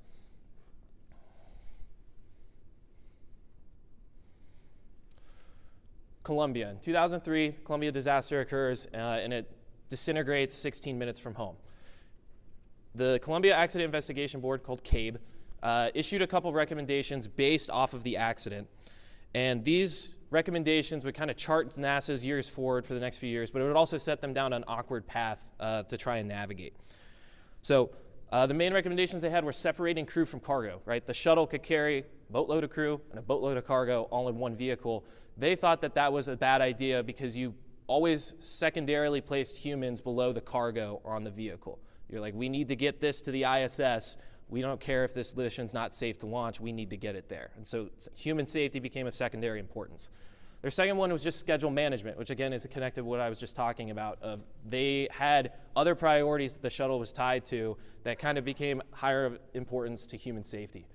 The third was constructing a national space policy, which hadn't happened since the 70s, right? We were kind of just, NASA was just meandering, trying to figure out its way forward for decades and never really had presidential guidance since the Apollo program. And finally, they kind of put a date on the end of the shuttle program, which was 2010. They said if you wanted to fly beyond 2010, you need to recertify the shuttle. And so they kind of put an end date on when the shuttle would kind of finally fly out. No one really would go against this and have political cover to keep continuing the program. So in response, President Bush and his administration published what's called the Vision for Space Exploration, or the VSE. The VSE had 4 main goals that it laid out. Number 1 was just a return to exploration.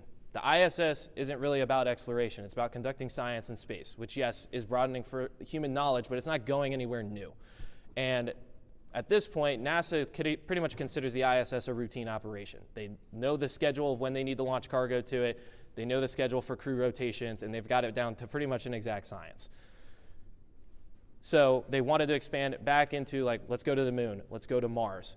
President Bush didn't attach a destination, but just challenged them to push beyond the ISS. Second was shuttle retirement in 2010 with the completion of the ISS, going side with the CABE recommendation. Third was returning humans to the moon by 2020. This was not the primary destination. He challenged them to go to Mars and go to an asteroid as well, but he set a goal and a timeline for the moon. And then finally was just a new crew vehicle, right? Something for the crew to live in space. That was the only recommendations that came out of the VSE. To operationalize this, we had something called the Constellation program. This program was the brainchild of Michael Griffin. So this program implemented the crew and cargo separation idea. And they separated to 2 different launch vehicles called Ares 1, there on the left, and Ares 5 here on the bottom. Crew would only ever launch from Ares 1, cargo would only ever launch from Ares 5. And then the crew would be in a little vehicle on the top called the Orion. It was shuttle derived on purpose. It was supposed to save money on infrastructure costs, knowledge in general on just how to produce the equipment used by continuing kind of the shuttle heritage and shuttle equipment. They set a crew launch date for 2012, which means from the time the shuttle retired until it came online would be about 2 years, a 2-year launch gap. Then they shifted to the crew vehicle would go to both the ISS and the moon. The Orion vehicle would like evolve over time. It would be very bare bones at first just to get crew to the ISS, and then they would evolve it into something that's survivable in deep space. And finally, they had cargo was only for moon missions. So this rocket was not intended to bring cargo to the ISS. It had too much capability. They weren't going to waste money sending it just to the ISS. So that left a hole in this program of how do we get cargo to the ISS? Their answer was a program called the Commercial Orbital Transportation Services Program, or COTS. COTS, again, was also the brainchild of Michael Griffin, although this was much more related to his experience at In-Q-Tel. A venture capital spirit was all throughout this entire program. The whole point was that NASA was going to receive $500 million across 5 years, and they were going to split it up between 2 companies in hopes that one of them would be able to develop a cargo vehicle to go to the ISS. And when they say cargo vehicle, it refers to both the capsule on the top that actually goes to the station and the launch vehicle, the rocket that actually gets it up there. So NASA, through Michael Griffin, decided that they were going to approach this with seed funding. So they gave each company 5 to 10 to 20% of what they actually needed to develop the vehicle. The company was expected to come up with the rest of it, either fundraise, donations, or in the case of SpaceX, if you just had someone that already had the money, right? So that was what they were thinking is we need this. So they assessed not only the viability of the technical proposal, but also how realistic it was for these companies to raise the funding they needed. They initially selected SpaceX and Rocket Plane Kistler, but very quickly Rocket Plane Kistler fell in a rut. They could not raise their $500 million goal that they needed to in order to develop their launch vehicle. They struggled because NASA in this program did not guarantee they were going to use their services. They're just like, hey, we'll help pay you to develop this, but we're not going to guarantee we're going to use whatever you develop for us. And so Rocket Plane Kistler struggled to find donors to fund their project because they were like, no one's going to want to use your product once it's done. NASA doesn't even want to use it. They're not guaranteeing it. So Rocket Plane Kistler eventually fell out and had their contract terminated, and then they picked up Orbital Sciences Corporation instead. And NASA learned its lesson here with what's a concept called anchor tenancy. And so tenant, right, just living in someone's property or using someone's property. In this case, an anchor tenant is the government agreeing to use something that the private sector's developed in hopes that as they develop it, they're able to get additional funding because the government's guaranteeing it. They're like, hey, we'll use it if you can finish it, go get the money to finish it. And it helped out Orbital Sciences and SpaceX both once those contracts came down in the form of a program called Commercial Resupply Services. So they guaranteed 12 and 8 flights to the ISS respectively of cargo. And that gave both companies enough cover that they could go out and get the funding necessary and convince investors and donors to give them money.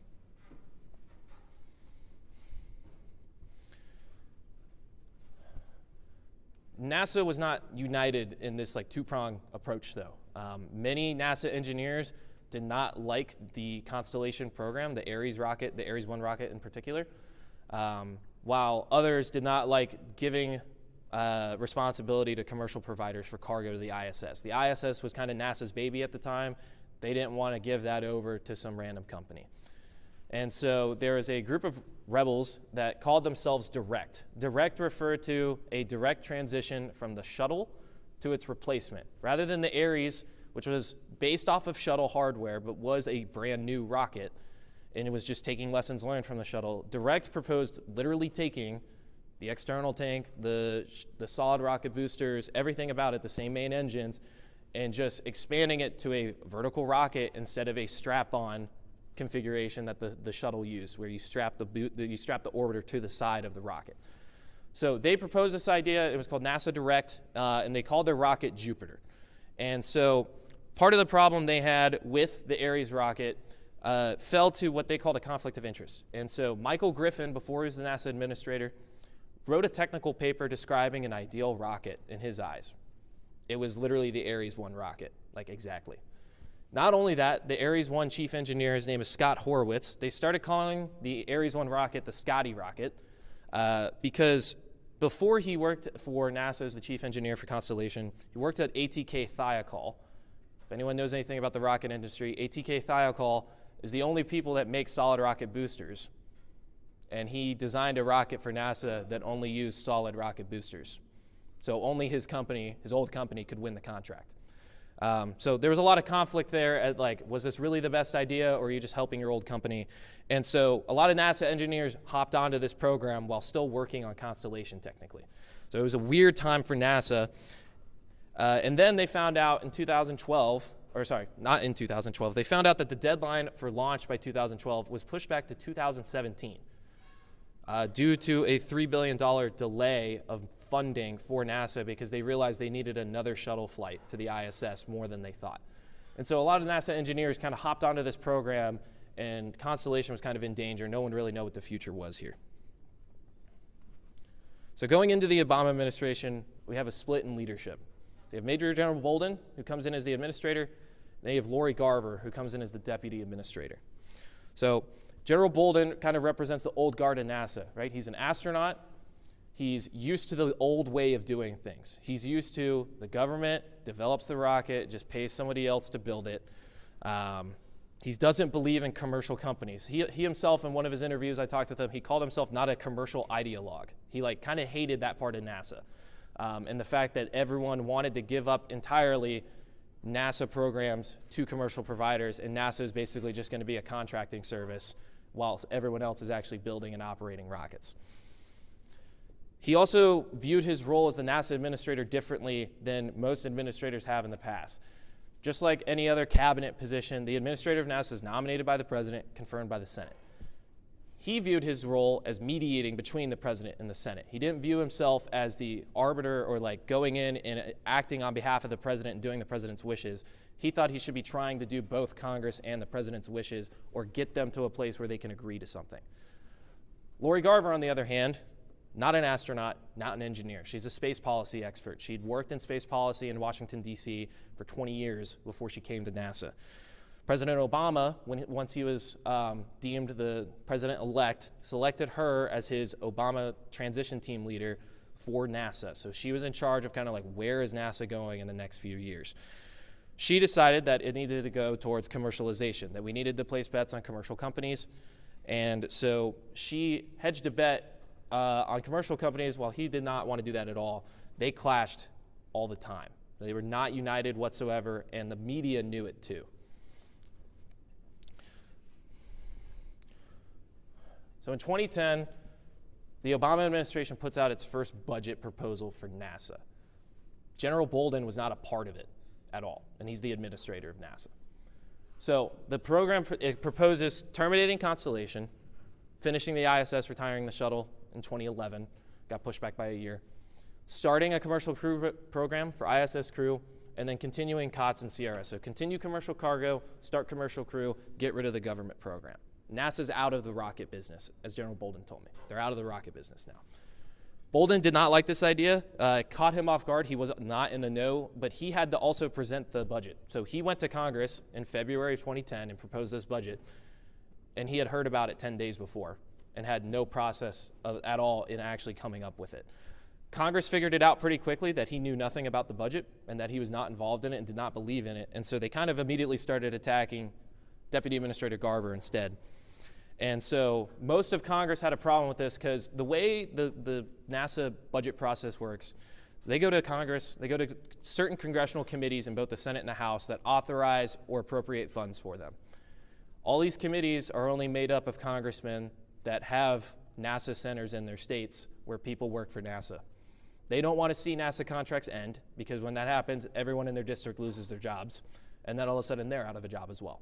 So Congress really opposes this plan, and it's kind of like this headwind where the president decides not to say anything. He doesn't give a speech or call Congress at all to help with this commercial crew plan. He kind of leaves NASA out in the dust to figure it out.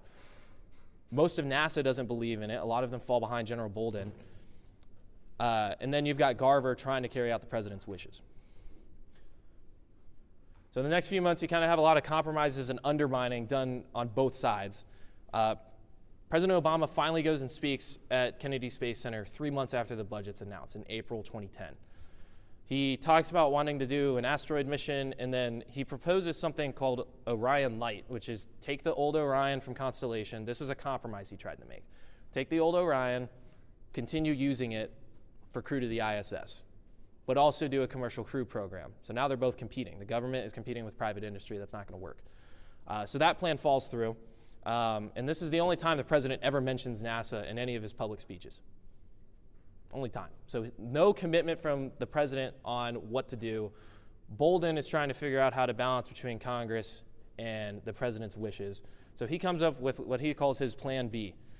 His Plan B is secret communications between him and centers all across the country from NASA, and he asked them to come up with a heavy lift rocket that will balance commercial crew and terminate Constellation. It would continue some Constellation contracts and keep people employed, but it would also start a commercial crew program to start going down that path that the president wants to. The key thing here is that it's inspired by this DIRECT program. They listen to direct engineers. They actually ask the head engineer to come in and present their proposal to them. So the rebels within NASA start going to their bosses and telling them what they should do instead. So like a really interesting time where their proposals come forward and they're kind of fighting against the exact thing that they're working on currently. And so NASA's kind of getting torn apart at this point, doesn't really know what its path forward is. Garver is undermining Bolden at the time by continuing the talk between the White House without Bolden knowing about it. And so she's making compromises that Bolden doesn't know about. Bolden is making compromises that Garver doesn't know about, or the president.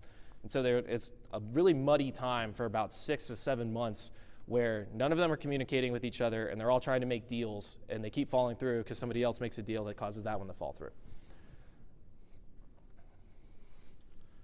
So in 2011, they finally make a compromise in November. It took them a year and a half to make a compromise that charted a path forward. And they ended up with 3 separate programs kind of for the way forward. Your first one is the commercial crew program. So they start a commercial crew program, and they're like, we're going to invest money in private industry to get crew to the ISS. They wanted 2 providers. Congress wants 1. They want $1 billion. Congress gives them $300 million. Or $100 billion, or $1 billion instead of $300 million. So they don't achieve full funding for commercial crew until 2015. Main reason they achieve full funding for commercial crew is they continued with the COTS program, demonstrated in the center here. They continue with the COTS program, and they achieve 3 flight failures during COTS with 2 different providers, right? They have 3 different spacecraft blow up, 1 from SpaceX, 1 from Orbital, and then a Russian craft blows up. All 3 of them blow up within a year of each other. ISS suddenly only has 1 craft that can resupply it, and they're in kind of a dangerous situation. Bolden uses that to go to Congress and say, hey, give me all the money I want so that I can actually build 2 crew vehicles, and we won't have this happen with crew. We need more than 1 provider. And they finally listen to him, and they go through with it in 2015. And then finally, you have the SLS on the right. This is NASA's program, right, for deep space exploration. And this was kind of the 3 remnants you have moving forward is you've got commercial crew, which struggles for a couple of years, gets delayed, doesn't get full funding for a couple of years, and then they finally achieve it because of commercial cargo. Commercial cargo is a great success, and it's a huge part of the ISS now. And then NASA continues to kind of slug along with the SLS program and move forward.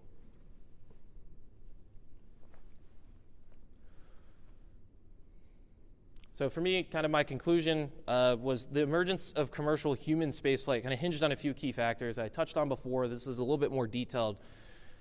The high expenses of the shuttle program made a NASA developed replacement difficult. NASA did not have the money to do this, right? NASA had already failed 9 times before this trying to replace the shuttle. So leaders started thinking there might be a different way forward. The shuttle's cargo capacity to the ISS needed to be replaced somehow. They still needed to resupply the ISS and bring crew there and bring cargo there, and they were losing the shuttle, and they didn't have a replacement. So NASA was getting desperate at the time, and so was the president. Third, the poor budgets in the shadow of the recession of 2008 kind of pushed NASA to think creatively. So their funding levels get reduced. They do get $50 million in the 2009 stimulus bill during the recession. That's about all they get of a budget increase that whole time. Their budgets get slashed throughout 2008 to 2012, and they know that in 2008. And so they're trying to figure out a way forward. That's part of why the Obama administration decides to hedge a bet on commercial providers. And then finally, COTS enables NASA to kind of prove that the commercial concept is working. You just need to give them time, and they will do it.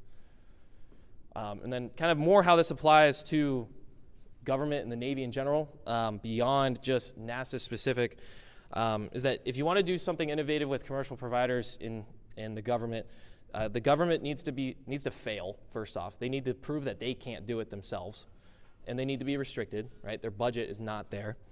The government needs to have a demonstrated need for whatever you're trying to develop for them. Budgets are not necessarily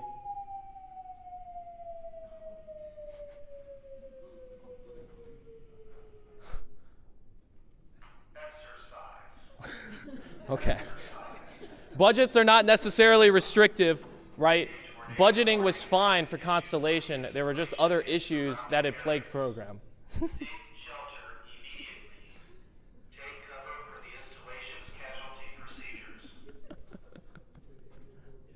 All right, well, that was my final words, so.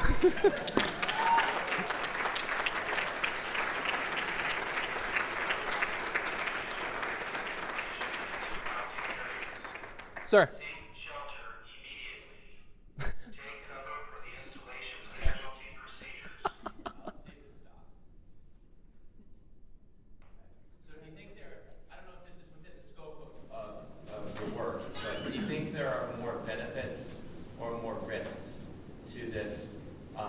handshake or transition of what used to be a government-run thing to something that is more, promoted by the commercial sector? I think it depends on where we're talking about. In like low Earth orbit, I think this is appropriate because I think we've kind of normalized operations there. We know how to operate there. NASA knows what it's doing, and it's passed all that knowledge on to private industry at this point. But I think when we start talking about exploration beyond low Earth orbit, going to the moon, Mars, etc., I still think the government has to take a knee because there's no demonstrated commercial purpose to going there right now. It's going to take decades before there's a real commercial purpose in going to the moon.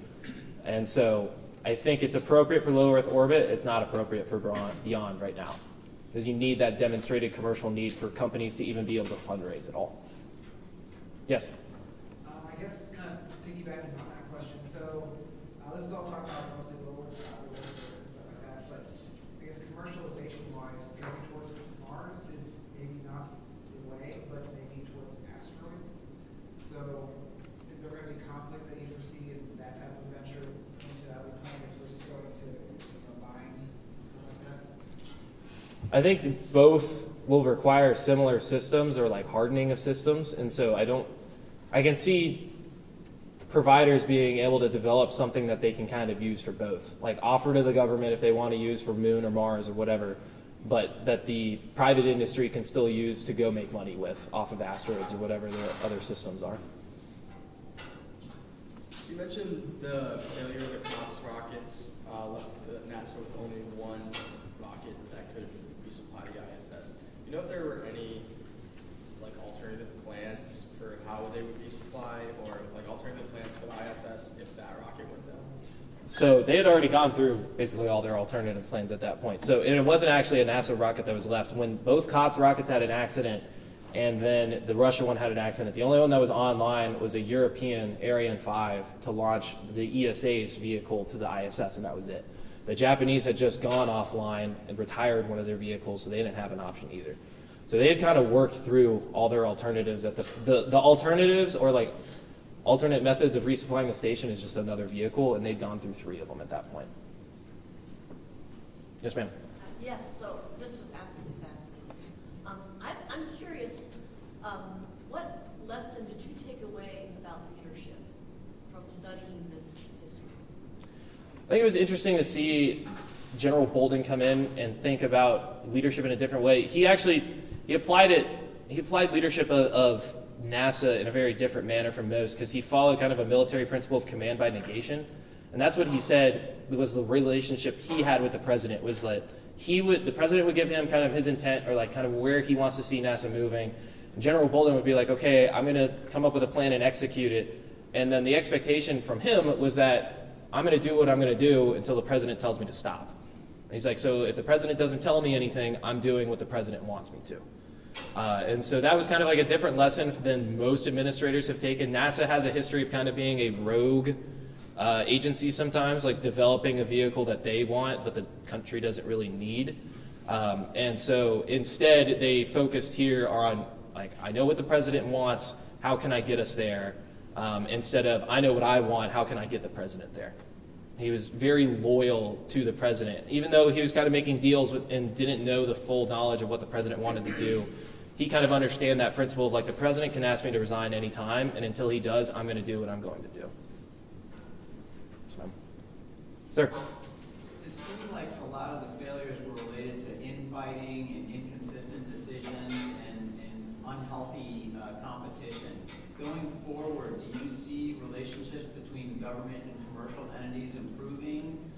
Do you see, like currently in the current marketplace, companies that are acting more collaboratively, or are they still sort of working under this pretense where a failure of one company is really a success for the others because it means that they can maybe pick up more market share?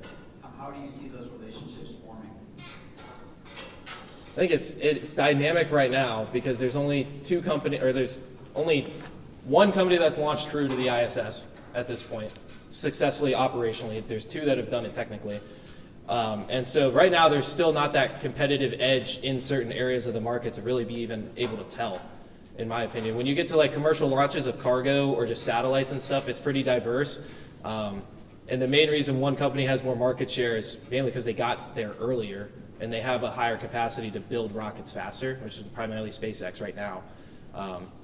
I don't really know. I think the future, like Air Force or Space Force contracts for who they use to launch rockets will kind of be a big player in how that market evolves and like how those relationships evolve. Do they give one company a bunch of block buys, or do they go through and they decide to distribute it a little bit more fair and maybe tailor their launches to, we don't need this big of a rocket to do what we're doing. We can go to a different provider and maybe give them a chance. Thanks. Ma'am? Thinking about this in a sense, like the success of the launch for the commercial company was 100% based on the fact that the captain was a NASA Navy pilot. And had you looked at the personal engagement, because these successes are based on people knowing how to do it in the only way that you actually truly learn without any commercial pressures and economic stuff is actually to have time and resources the government supplies for training these people. So I don't know, I personally think that it's very important. All of these backhand shaking things, and that's perfectly fine. We have no insight as to the truly objective view of what had happened behind the closed door, but we know for fact that the success of the flight, commercial flight, with very wealthy personnel on board, was 100% because of the pilot. And they carried that, and of course government was maybe pilot. I mean, just the alternative thought process. Sorry, I think it's interesting to think about the relationship between like what the government can do and what the commercial provider can do and when they need the government. I think we're going to get away from that though, where they need a government trained astronaut, because SpaceX has already demonstrated that they don't need a government astronaut on board a flight to be able to fly people into space and get them back successfully. They've done it before with the Inspiration 4 flight. And they're going to do it again in a couple of months. So I think for like kind of that first step, yeah, they needed the government because the government was the only one with the experience. But I think now that it's been somewhat passed on, that they can kind of forge their own way forward, even without the government sometimes. Sir? Just wondering, is this unique to us, this process of commercial and government marriage, or does India, China, you know? Well, China, they are technically separate corporations, but they're all state-owned, so it's not really the same relationship for their rocket launches primarily. The closest would be the European Space Agency and their Ariane rockets with the Ariane group, but even then, it's kind of like this weird the corporation's still somewhat state-owned, and so it's a different dynamic than we have in the United States, where the companies are truly independent from the government, and they're just coming in and doing their operations when they want to. Okay, let's thank our speaker one last time.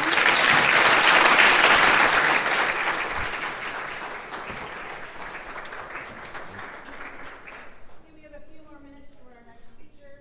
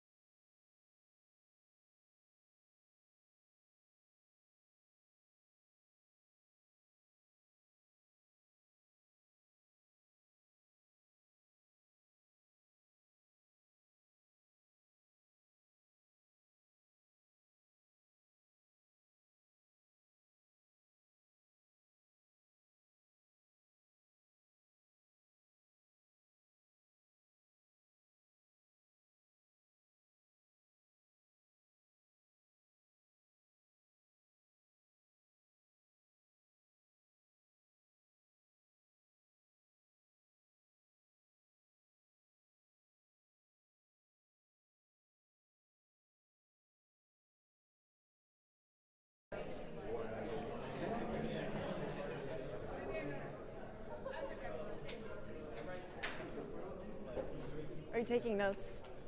You should be writing this down. You should take notes. Oh, thank you. All right, our next speaker this morning is Rachel Sanborn. She's a chemistry major from the 13th Company, and she calls home Stuttgart, Germany. Her service assignment is Marine Corps Ground, and she'll be attending the basic school following commissioning.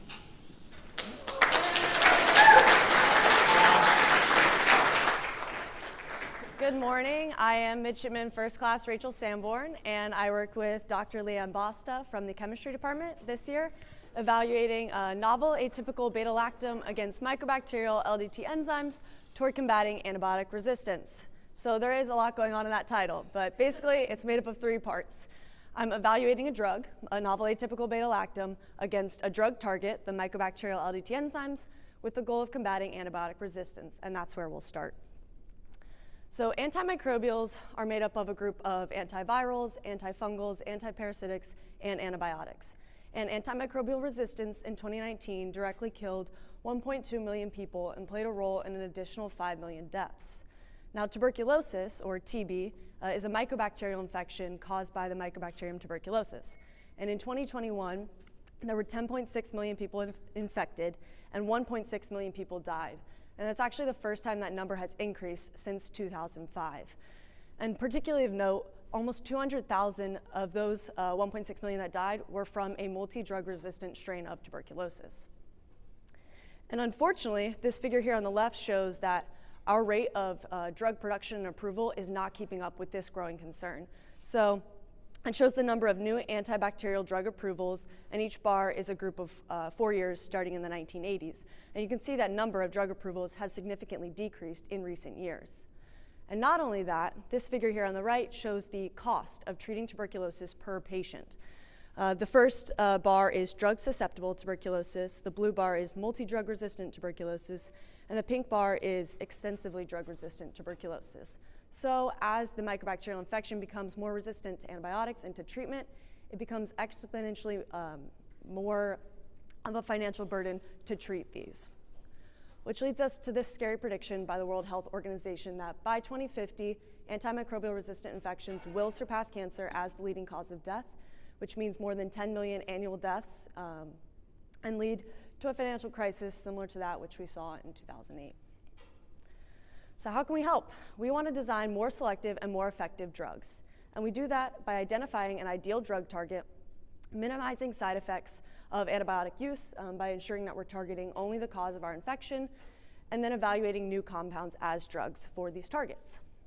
Specifically, the Boston Lab focuses on mycobacteria, which is not microbacteria, despite what I thought for a good portion of the beginning of my project. Mycobacteria is a specific group of bacteria, and it often infects lung tissue.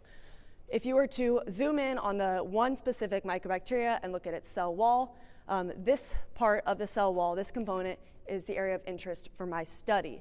It is called the peptidoglycan or PG layer. Almost all bacteria have a PG layer, and it's essential for their survival. So if we could destroy this layer or get it to be built incorrectly, we could kill the cells and thus the infection. This PG layer is created by these stem peptides, that's the stacked green circles. And the stem peptides are bound to one another by a 4-3 crosslink. And that crosslink is formed by an enzyme called a DD transpeptidase, more often referred to in literature as a penicillin binding protein, because it's the target of beta-lactam antibiotics like penicillin. When you introduce a beta-lactam to these PBPs, it binds to the PBP and stops it from being able to perform that function of making that crosslink. So here on the right side of the figure, you can see the beta-lactams have bound to those PBPs, the stem peptides are no longer cross-linked, and this PG layer is starting to fall apart. Now, mycobacteria, however, is predominantly 3-3 cross-linked, and this is formed by an entirely different enzyme called an LD transpeptidase, or an LDT. PBPs and LDTs are structurally different, which means they can't be targeted with the same drugs. So those beta-lactams, like penicillin, don't work against LDTs. But we know that targeting that enzyme that forms those crosslinks is an effective method. So we're just looking at a different target enzyme. Instead of PBPs, we're looking at LDTs. There are 6 distinct classes of LDTs in mycobacteria, and the reason for this apparent redundancy is not well understood. It's hypothesized that at different stages of an infection, a different class of enzymes is active. So, for example, when you're first infected and the mycobacteria is first making its PG layer, one class of LDT enzymes might be active, and later in the life cycle of the infection, when that PG layer is remodeling itself, a different class of enzymes might be active. But in a 2010 study, we did learn that the dominant LDT in Mycobacterium tuberculosis, or MTB, is the class 2 LDT enzyme. And we learned that because they compared normal, natural Mycobacteria tuberculosis with MTB that lacked a functional copy of LDT-MT2. And so this is the natural wild type on the left, and this is the Mycobacteria that lack a functional copy. And you can see observable morphological defects. The mycobacteria was more susceptible to antibiotics, and that proves that LDT-MT2 is a very significant LDT in Mycobacterium tuberculosis. So by extension, we looked at class 2 LDTs from other mycobacteria as a part of this study, specifically these 4. So like I said, Mycobacterium tuberculosis. We also looked at Mycobacterium smegmatis. It is a model organism for MTB study because it grows faster and you don't have to have a biohazard level 3 lab to work with it. and then Mycobacterium chelonae and Mycobacterium abscessus. MAB is an opportunistic pathogen that affects or infects the lung tissue of cystic fibrosis patients, and Mycobacterium chelonae has the most recent common ancestor with MAB. So we were particularly interested to do a comparison study with these two enzymes to see if they would behave similarly. So, like I mentioned previously, beta-lactams, like penicillin, target penicillin binding proteins. Carbapenems target LDTs. This is a subclass of beta-lactams, a derivative, and specifically the carbapenem compound we looked at is called imipenem, and it's referred to in my paper and for parts of this presentation as the commercial carbapenem because you can buy it, and it's being used right now as one of a whole drug regimen for treating MAB pulmonary disease. And then we compared that commercial carbapenem to a synthetic carbapenem. This is compound 10A. It is where the novel atypical beta-lactam from my title comes from. And it was synthesized by Dr. John Bynack, one of Dr. Basta's collaborators.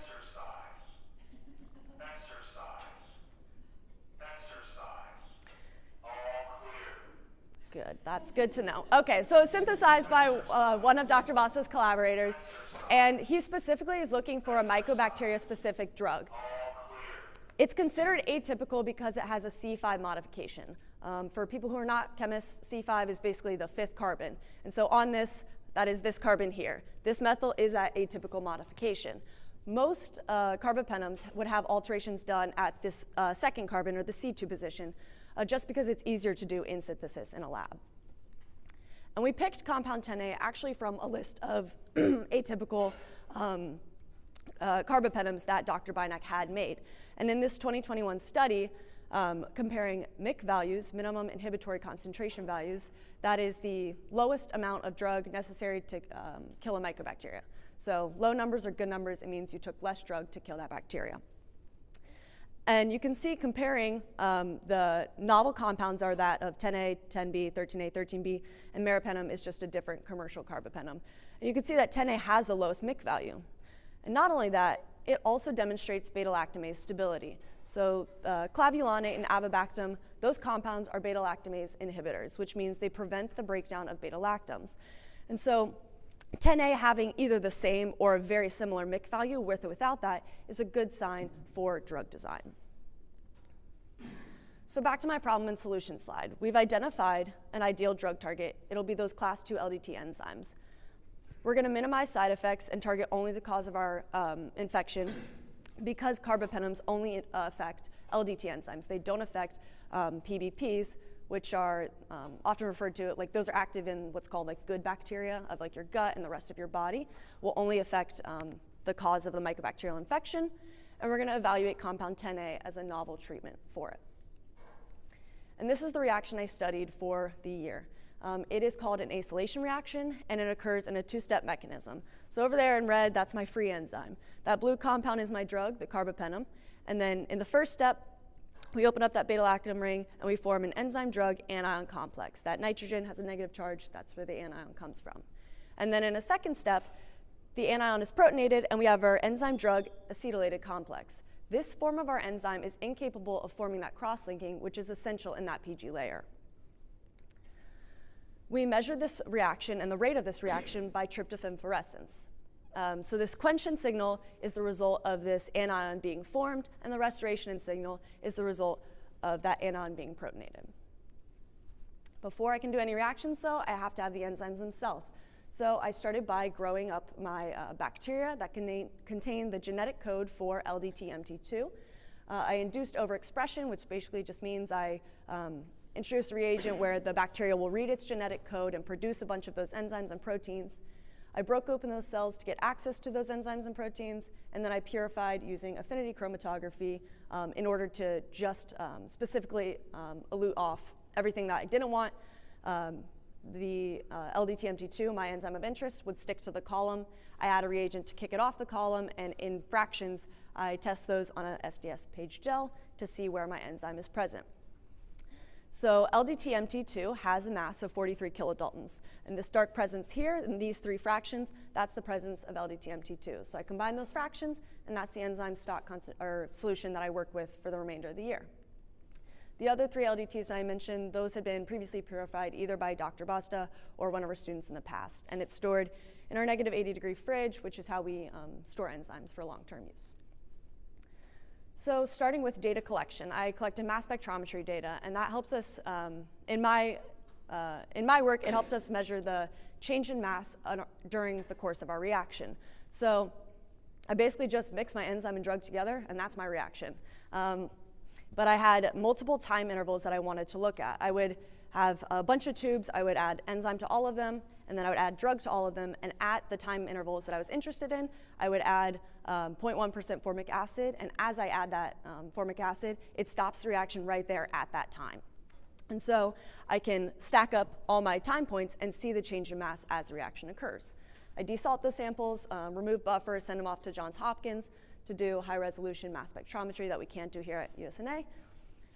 And I'd work up the data, and it looks like this. So LDT-MT2 has that mass of 43 kilodaltons, so it's at 0 seconds when there's no drug that's been added. You can see that free enzyme peak just to the right of that 42,000. And then with imipenem here on the left, at 10 seconds, that change in mass, that's the change of the mass of imipenem being added. And there's no more free enzyme peak. However, when you look at LDT-MT2 with 10A, there's still a free enzyme peak at 10 seconds, at 20 seconds. You could even make the argument that it's somewhere there in the 30-second time interval. So we were looking to see this data corroborated in our stop flow data as well. So stop flow tryptophan fluorescence. I make up my enzyme solutions. They were all 10 micromolar in a phosphate buffer, and that's to simulate physiological conditions. And then I also made up 2 different concentrations of my drug solutions for imipenem and compound 10A. I add enzyme to one syringe, I add drug to the other syringe. I drive them forward they mix inside a cuvette where a spectrophotometer can either measure fluorescence or absorbance, and I was interested in the fluorescence specifically. And we were looking to see something like this, and that's what my data looks like. So good news. I would correct and normalize my signals so that I could do comparisons from one run to another, and then I input that data in Dynafit so that it could generate some rate constants for me, and we could compare the rates of reaction. So if you don't think chemists code, we do. That's what I learned this year mostly. This over here is my script, and it's where I tell Dynafit software what my enzyme concentration was, what my drug concentration was, and what my mechanism is, and that's specifically the area of interest for this. My mechanism, I evaluated 3 different ones, and that was mostly considering reversibility either in the first step or in the second step or not at all. And those rate constants, K1, K2, K-1, and K-2, are associated with those steps. So this is an example of what Dynafit would output for my rate constants and those parameters.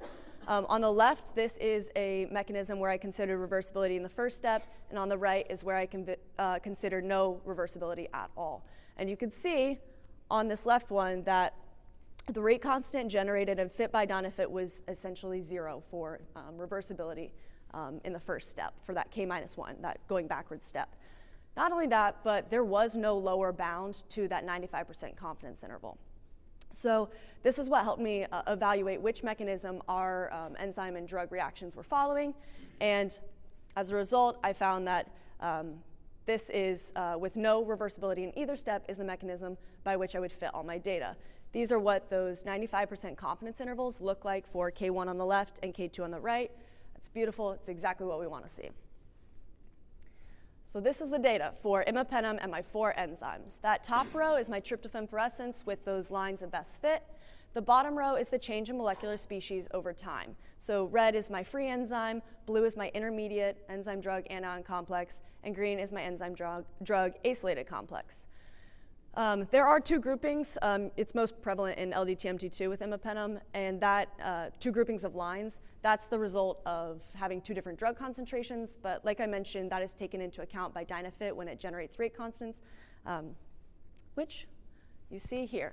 So particularly what we were looking at with imipenem is we did find some differences. The different LDTs were differentially acylated by imipenem, but the rate constants are all in the same order of magnitude.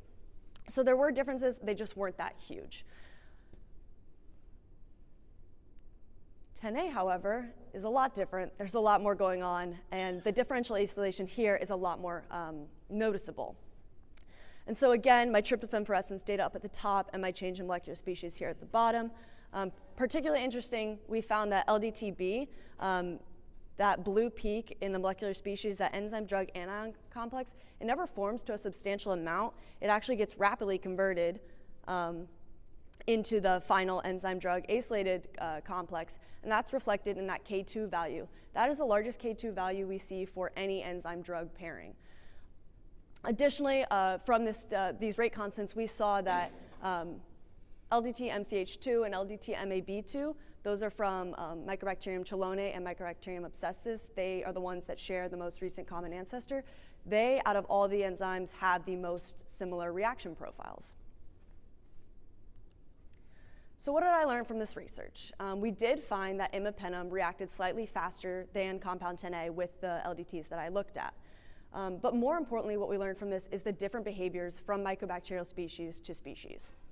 So yes, obviously we were expecting to see the two drugs would behave differently with one enzyme. But more importantly, from looking at one drug, from enzyme to enzyme, there's a lot of different behaviors. And we've hypothesized that that might be due to differences in the active site of those LDT enzymes. Although they are small changes in amino acid residues, they are we're seeing effects of that here with their different reaction profiles with these two drugs. Not only that, we also found that our atypically modified compound 10A, with that C5 alteration, it still followed the proposed mechanism from literature, and it is irreversible. So contributions to society as a whole, we've demonstrated that a C5 compound does have potential as an LDT targeting drug. It does inhibit LDT function. Additionally, we see that different mycobacterial species and their enzymes have behaved differently to the same drug. So hopefully this is going to guide rational future drug design, that it's not going to be one drug kills all. You're going to have to take into account the differences between mycobacterial species. And hopefully that helps us design better, more specific drugs for mycobacteria. I'd also like to thank the DTRA, the James Kinnear Summer Scholarship, and the NIH for funding this research. It was the highlight of my senior year, so I'm open to questions.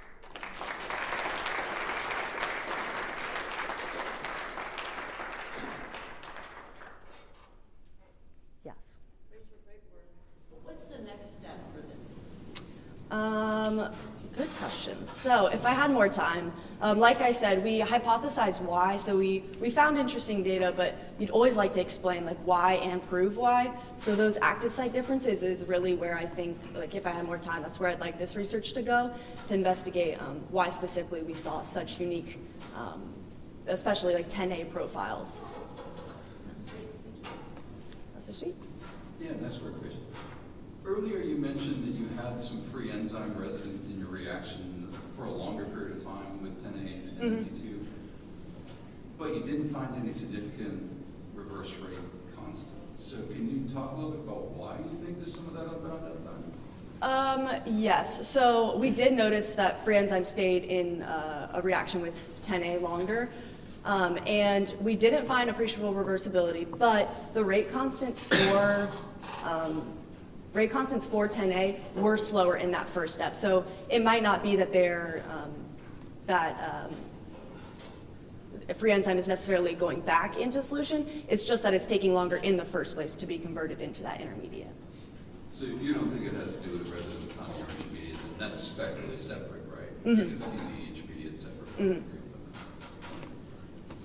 My question is, do you anticipate any secondary unwanted inhibitions? I know I learned in Dr. O'Carroll's class, we talked about that some antivirals, especially for HIV/AIDS, although they work effectively for stopping the propagation of the virus, they also cause a lot of unwanted physiological harm. With those active site morphologies, do you anticipate anything like that with another common enzyme reaction within the body? Yeah, so that's actually what, for minimizing side effects, that's why LDTs make such a great drug target. Since the other bacteria that is typically you'll have bad gastrointestinal side effects when you use antibiotics. If you were to take a carbapenem that's specifically targeting LDTs, it doesn't target any other enzymes, and hopefully it doesn't inhibit any other normal bioprocesses. Rachel, really incredible job as an experimental person. I'm in shock and awe when I see such great work in biochemistry, particularly. I think that was a compliment. Can you? It's really incredible. So, can you explain for me and for everybody here what step and the stuff that you've been doing, like, makes you the most nervous? Like, as far as error, like, which step do you think is the step that can be so critical in what you do experimentally in the lab that you could have the widest degree of variability? Oh, definitely. I feel like what I learned the most and where I felt like I was most uncomfortable was with dynafit analysis. I'm a chemist. I don't code. I don't use MATLAB. That whole idea of learning a software was definitely really interesting, and I think that's what a lot of people outside the chemist community, most biochemists and entomologists, they know dynafit, they trust dynafit, but trying to prove these results to a wider community, that's where those 95% confidence intervals are so huge, to be able to say, like, yes, dynafit generated these rate constants, but we can trust them because they are well within their 95% confidence interval. Yes. So you said that you quenched the reaction with formic acid. Mm-hmm. Is there a pH dependence to this mechanism, or is there like a biological viability that's impeded by acidic pHs? There is, but our phosphate buffer is much more present. So when I do all my reactions, they're in a phosphate buffer at pH of 6. And so that 0.1% formic acid should not substantially change due to just like how little was present. It's like 1 microliter to like 300 microliters of that phosphate buffer. It still quenches the reaction? Yes. So it's not pH quench or anything like that, it's something about the formate? Yes, it's more about like the intermolecular reactions. Professor Harrison? So a comment and then a crazy question. The comment about Sure. the dynafit, I agree, it's probably it is a great sort of rate constant model, but you still do have to understand the underlying assumptions of your model to know, use the word trust when you can sort of trust the results and when you can't. So my crazy question is, so people are allergic to beta-lactams. What did they take when they're allergic to it? Is it those carbapenems or?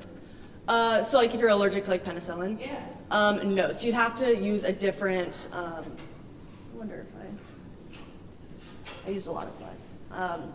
But so if you're allergic to penicillin, typically you'd be looking at a different beta-lactam derivative. So carbapenems are specifically active against LDTs, but those LDTs are not present in like staph and other like bacterial infections. So if you would be allergic to penicillin, you're probably looking at some other type of beta-lactam derivative. So is it just trial and error to know which beta-lactam works against which disease if you're allergic to penicillin? Probably. Yeah. I mean, yeah, probably. All right. Thank other you. questions? Let's thank our speakers.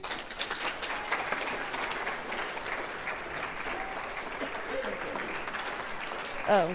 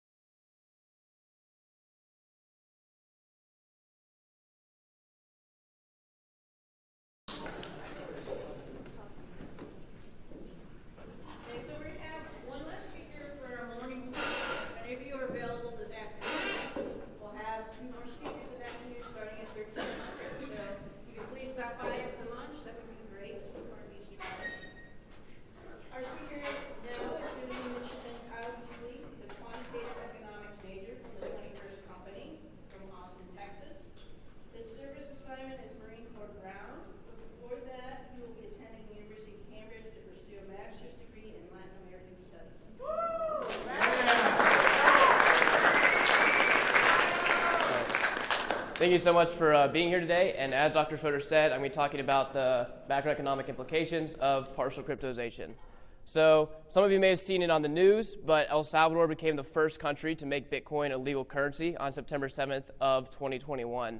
And what that meant, the law was passed with a 90% supermajority, and every store is supposed to accept Bitcoin as a medium of exchange, supposed to pay taxes in it. There's no capital gains taxes because it's just a legal tender in the country. And this wasn't just something that was passively allowed in the government, it was actively supported. So the government's made an app that supports instantaneous Bitcoin transfers. They supported an ATM network, and they also offered financial incentives to try to get more people to use Bitcoin. For example, offering discounts on gas to use Bitcoin, and giving $30 to every citizen that downloads the Bitcoin transferring app.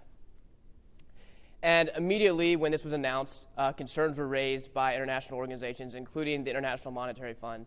And one of the concerns was that because Bitcoin is so volatile, you're going to expose the economy to additional volatility that's probably not going to be good for the average citizen. Additionally, there was concerns about El Salvador's debt and servicing their debt because they started transferring a lot of their reserves into Bitcoin, and they still have to pay off all of their debts in US dollars. And so if the price of Bitcoin crashes, then that could potentially put them in a difficult situation of debt default. But on the other hand, there are some potential benefits. Some of those were more intangible, like a rebranding of the country and increasing tourism. But then one of the tangible benefits cited by President Bukele was that it would increase remittances, which is really, really huge in El Salvador. A remittance is when somebody that's living outside of El Salvador sends money back to their family in El Salvador. And the total remittances for El Salvador is about 25% of the GDP, of the total amount of their GDP. And so by using Bitcoin, they can avoid the fees that their citizens are paying on these remittances. So with Western Union, you can pay between 4 and 14%, and for small cash transfers, it's usually closer to that 14% value to send money back home. And if you can save all that money by transferring Bitcoin instead, that could potentially be a benefit for the economy. And overall, this idea of still using the US dollar, but also using Bitcoin is something I'm calling partial cryptozation that builds on the dollarization literature, which I'll talk about on the next slide. And this is novel in that literature because typically dollarization is associated with stability, and Bitcoin is not stable, and so it's a new type of monetary regime change. So there's historical precedents for dollarizing in Latin America. Recently, El Salvador dollarized, and they've recently changed again to partial cryptozation. And some people think that dollarizing is a really good idea, and the benefits are typically associated with stability, as I said. So for example, if you're having hyperinflation and then you adopt a currency that you can't print, well, your hyperinflation is probably going to go away. Economic policy credibility. If your citizens might not believe that you're going to do the best economic policy, you can say, hey, I know we've had this like hyperinflation, but now they're using only the US dollar. You can trust that we can inflate it. Additionally, there's a reduced cost of borrowing because it's a less risky currency. Overall reduces the risk profile of your country and also increases foreign direct investment. So U.S. companies more likely to invest in a country where they continue using U.S. dollars and avoid the risk and extra step of other currencies. Now, there's also arguments against it, obviously. So, for example, serenage is the money that you make by making your own currency because you're making money. So you can't do that anymore. Additionally, you lose your country-specific monetary policy. So, for example, you've probably seen a lot of news right now about the Fed raising raising rates mostly right now because they're trying to have a specific monetary policy that they believe is optimal for the United States. But every time we do something that's optimal for the United States, that also affects other countries that use our currency. So for example, El Salvador is getting hit by our monetary policies, and those typically aren't timed for the exact benefit of El Salvador. And so it's potentially bad for their economy. And you also lose the option to be the lender of last resort. So for example, if there's a big bank that's failing in the United States, you can always have the money to basically bail them out because you make the money. But if you don't make the money, you can't do that. So you could potentially lose the opportunity to prevent some sort of economic collapse. The other literature that this interacts is kind of newer, which is how good of money can Bitcoin be? Traditional economic theory suggests that there's three main functions of money. One is a medium of exchange. So if you go to the store, you want it to be widely accepted, you can give someone dollars and you can get a good for it. And so that's one function of money. Another is the unit of account. So you want to be able to tell the relative value of all the prices in the economy. You know, how much does a pencil cost compared to a haircut compared to dinner? And if prices, you know roughly how much all those things cost, so you can compare the relative prices. And then additionally, a store value. So if I make money today in my job and I want to spend it, I have enough money for a TV. In a year, I want to buy a TV. I still want to be able to roughly afford a TV in a year with that money. And so how good can Bitcoin be at doing these things? Medium of exchange is difficult because for those of you that know about Bitcoin, there's only a verified transaction only every 10 minutes. So if you're going to go buy coffee, you need to wait 10 minutes for one transaction. That can be inconvenient, and a lot of people don't consider it fully secure until 3 or 6 verifications, and so potentially not good for that. El Salvador tried to address this by using a version of the Lightning Network, which is essentially a second layer on top of Bitcoin, but it comes at instant speed, but potentially a loss of some of the security associated with Bitcoin. And then additionally, the fee for Bitcoin is constant no matter what the size of your transaction is. So if you have to pay $20 to verify a transaction for a $6 coffee, maybe not good.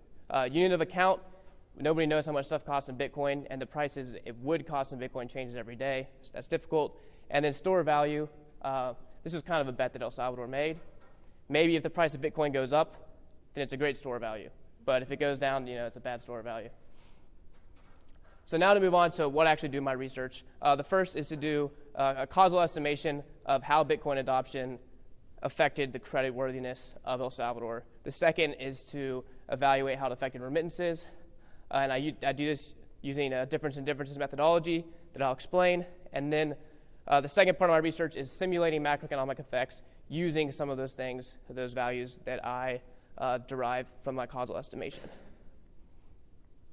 But first, when I say quantifying creditworthiness, I'm talking about credit default swaps, which is basically an insurance policy. So if El Salvador, this is an oversimplified example, but it builds the intuition. If El Salvador borrows $1 million from Bank of America, then the Bank of America, who's worried that, hey, is El Salvador actually going to pay this back, can go to another bank, and then JP Morgan can say, yeah, I'll give you like an insurance policy on that default, and then boom, you have to pay a certain amount for that, and that amount is the credit spread. So if you have to pay a lot to protect that money, then it means the country's very risky. And the data I use for credit default swaps is from Bloomberg, and the data I use for remittances was from C-bonds compiled from central banks. So now there's the DID estimation is pretty standard in non-experimental design. Because obviously this isn't done in a lab, we have to look at real-world data to determine the effect. And if the credit default swaps go up, you can't say that's because of Bitcoin adoption, because maybe they're just going up all along and every country is going up. And so the idea is you have to compare it to a relevant counterexample, and you basically quantify the difference between them before the intervention. You quantify how much the counterexample changed, so think this is like another Latin American country, and then you can use that to extrapolate, hey, where would El Salvador have been if they didn't do this adoption, and then you use that to quantify the causal effect beta 3. And a pretty textbook example, you can probably guess which country is El Salvador even if you can't read the legend. So basically these are other similar Latin American countries. These are credit default swap spreads, and they follow a parallel trend generally before the intervention, and then at the intervention, shot up quite a bit. And so I went about quantifying that. These are just a few of the regressions I did, and basically I ended up running a couple hundred regressions and trying to include all different things. Could it have been this? Could it have been that? Including lots of different things. Basically, no matter what you do, it doesn't drop below 1,600 basis point causal effect, which means that if I was paying like 10% of the total value to insure my $1 million, now I'd be paying like 26%, which can have significant economic implications. I did the same method for estimating with the standard deviation changes, which is relevant for my model later, and I basically found that an additional 5% standard deviation for those credit default swap spreads as well. So now let's take a look at remittances. All the gray countries are other countries in the world that have a significant remittance inflows, and the green one is El Salvador. And as you can see, it's not quite the clear case that we saw with credit default swap spreads. So estimating it using global remittances, these are the regression results I found, or some of them, and essentially, maybe there was a positive effect of about $123 million a month, potentially. But one of the concerns I had was, now I need to go and try to disprove it in every way like I did with the credit default swaps. And so I thought, well, maybe all of Latin America is growing faster than the world, and so you could see that maybe this is actually just capturing not something specific to El Salvador, but a regional trend. And so I redid it with just Latin American countries as controls, and we see that the significance is decreased, and then once you add a quadratic time trend, it's statistically insignificant increase in credit default swaps and remittances.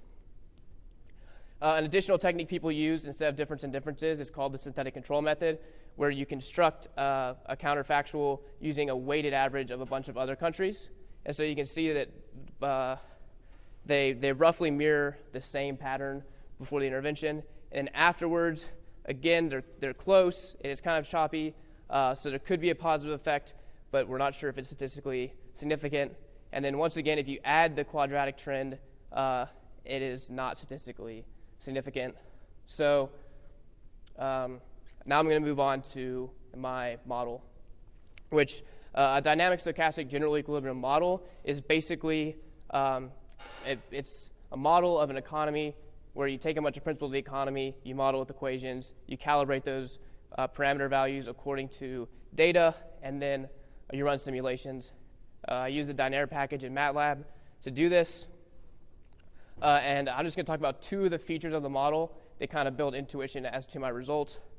One of which is that firms have to finance a wage bill at the beginning of a period. So if like Apple's going to pay somebody, they're not paying somebody just straight from their money. They're financing it and paying them with that, which means that they're exposed to the global interest rate or their country-specific interest rate.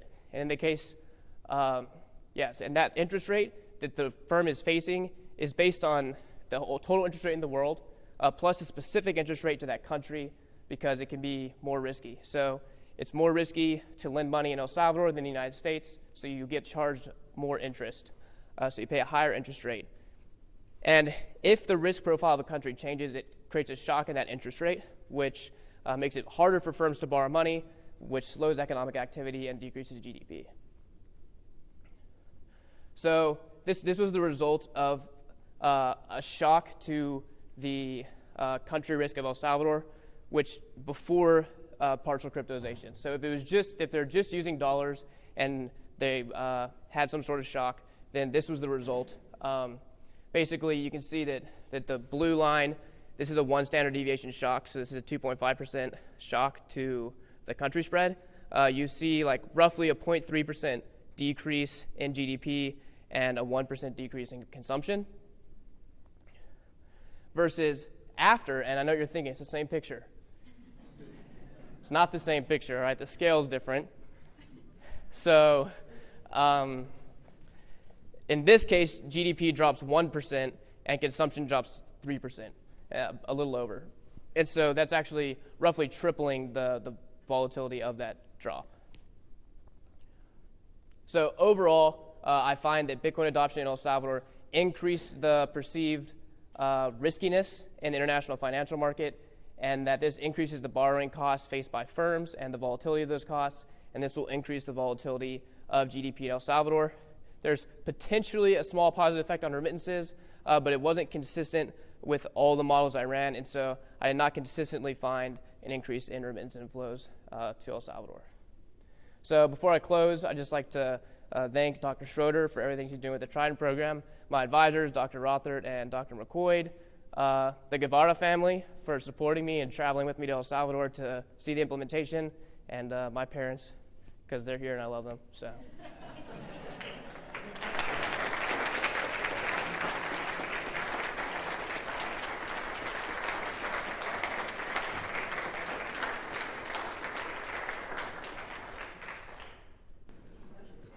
Yes, ma'am. Yes, all right. So I think it's fair to say this is not a good move, the change, right? Well, I'm only analyzing two specific things: remittances and perceived creditworthiness. Now, there are potential other channels this could affect the economy that I don't measure. So, for example, did this increase tourism enough to offset all of those things? Because if all of a sudden they host a Bitcoin conference there and Bitcoin millionaires come and spend $500 million, maybe that actually offsets any potential downsides. And I did not look at that. So this is looking at just two specific things, and it's not an overall policy evaluation. So if you wanted to look at all these other factors, what time scale, what kind of studies would you do? I would continue adding those things, and the tourism data is a little more difficult. So I'd want to get my hands on the tourism data, and then add more of a decomposition of GDP into the model to look at more some of the specific effects. Yes. A question on remittances. It's a speculative question. So my understanding is that decrease in cost is fairly mechanical. As you mentioned, Western Union simply takes a hit. Now, that in your research hasn't really materialized. That increase due to a reduction in costs has not materialized. Is it because people are simply not using that channel or something else? And if it is that people are not using it, is there a potential for that to still materialize in the future? Right, so potentially. I think that the data I looked at with remittances said that El Salvador only got 3-point-something% of their remittances through other means, and the other means was Bitcoin. So I think maybe potentially adoption is one of the reasons it's not materializing as much.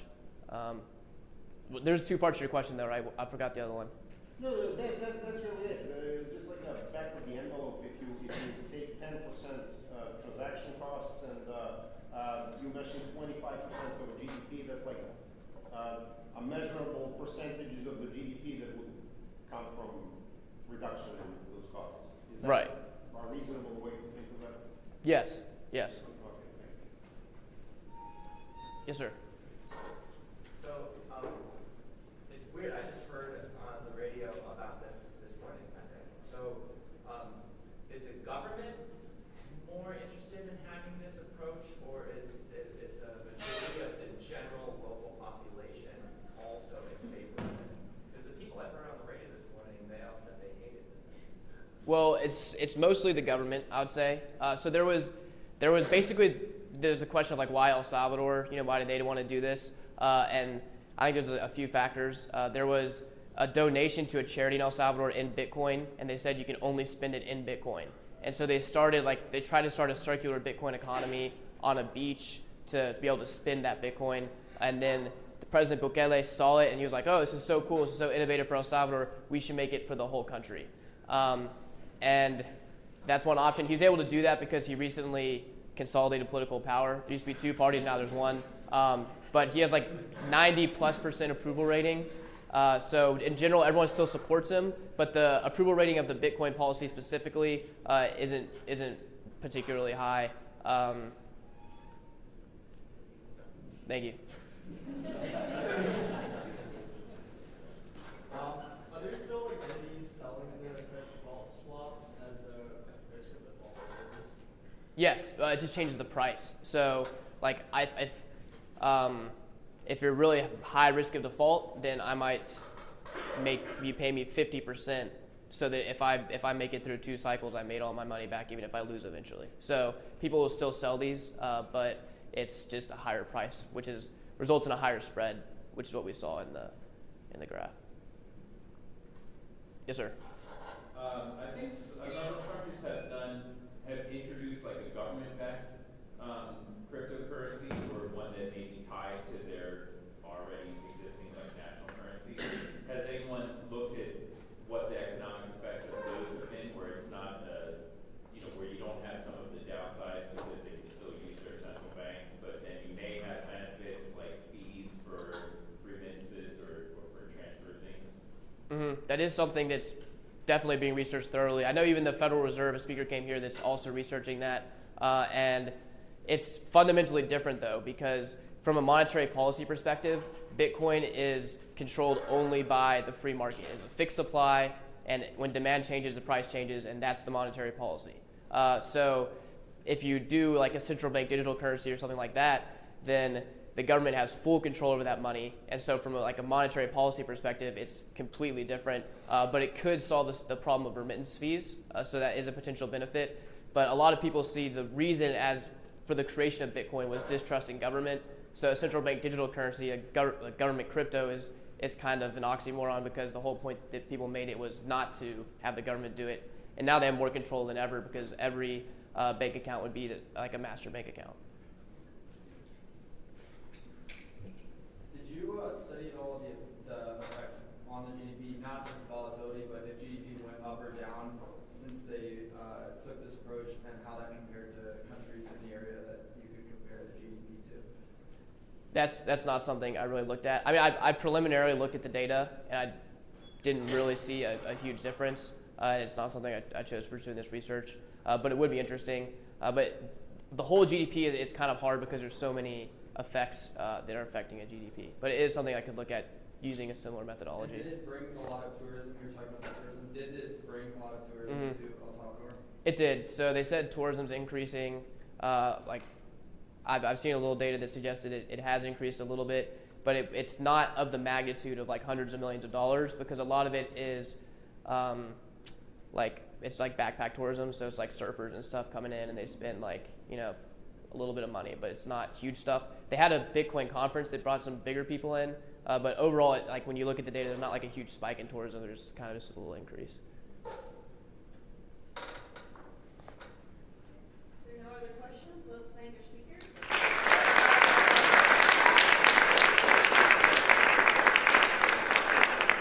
Thank you.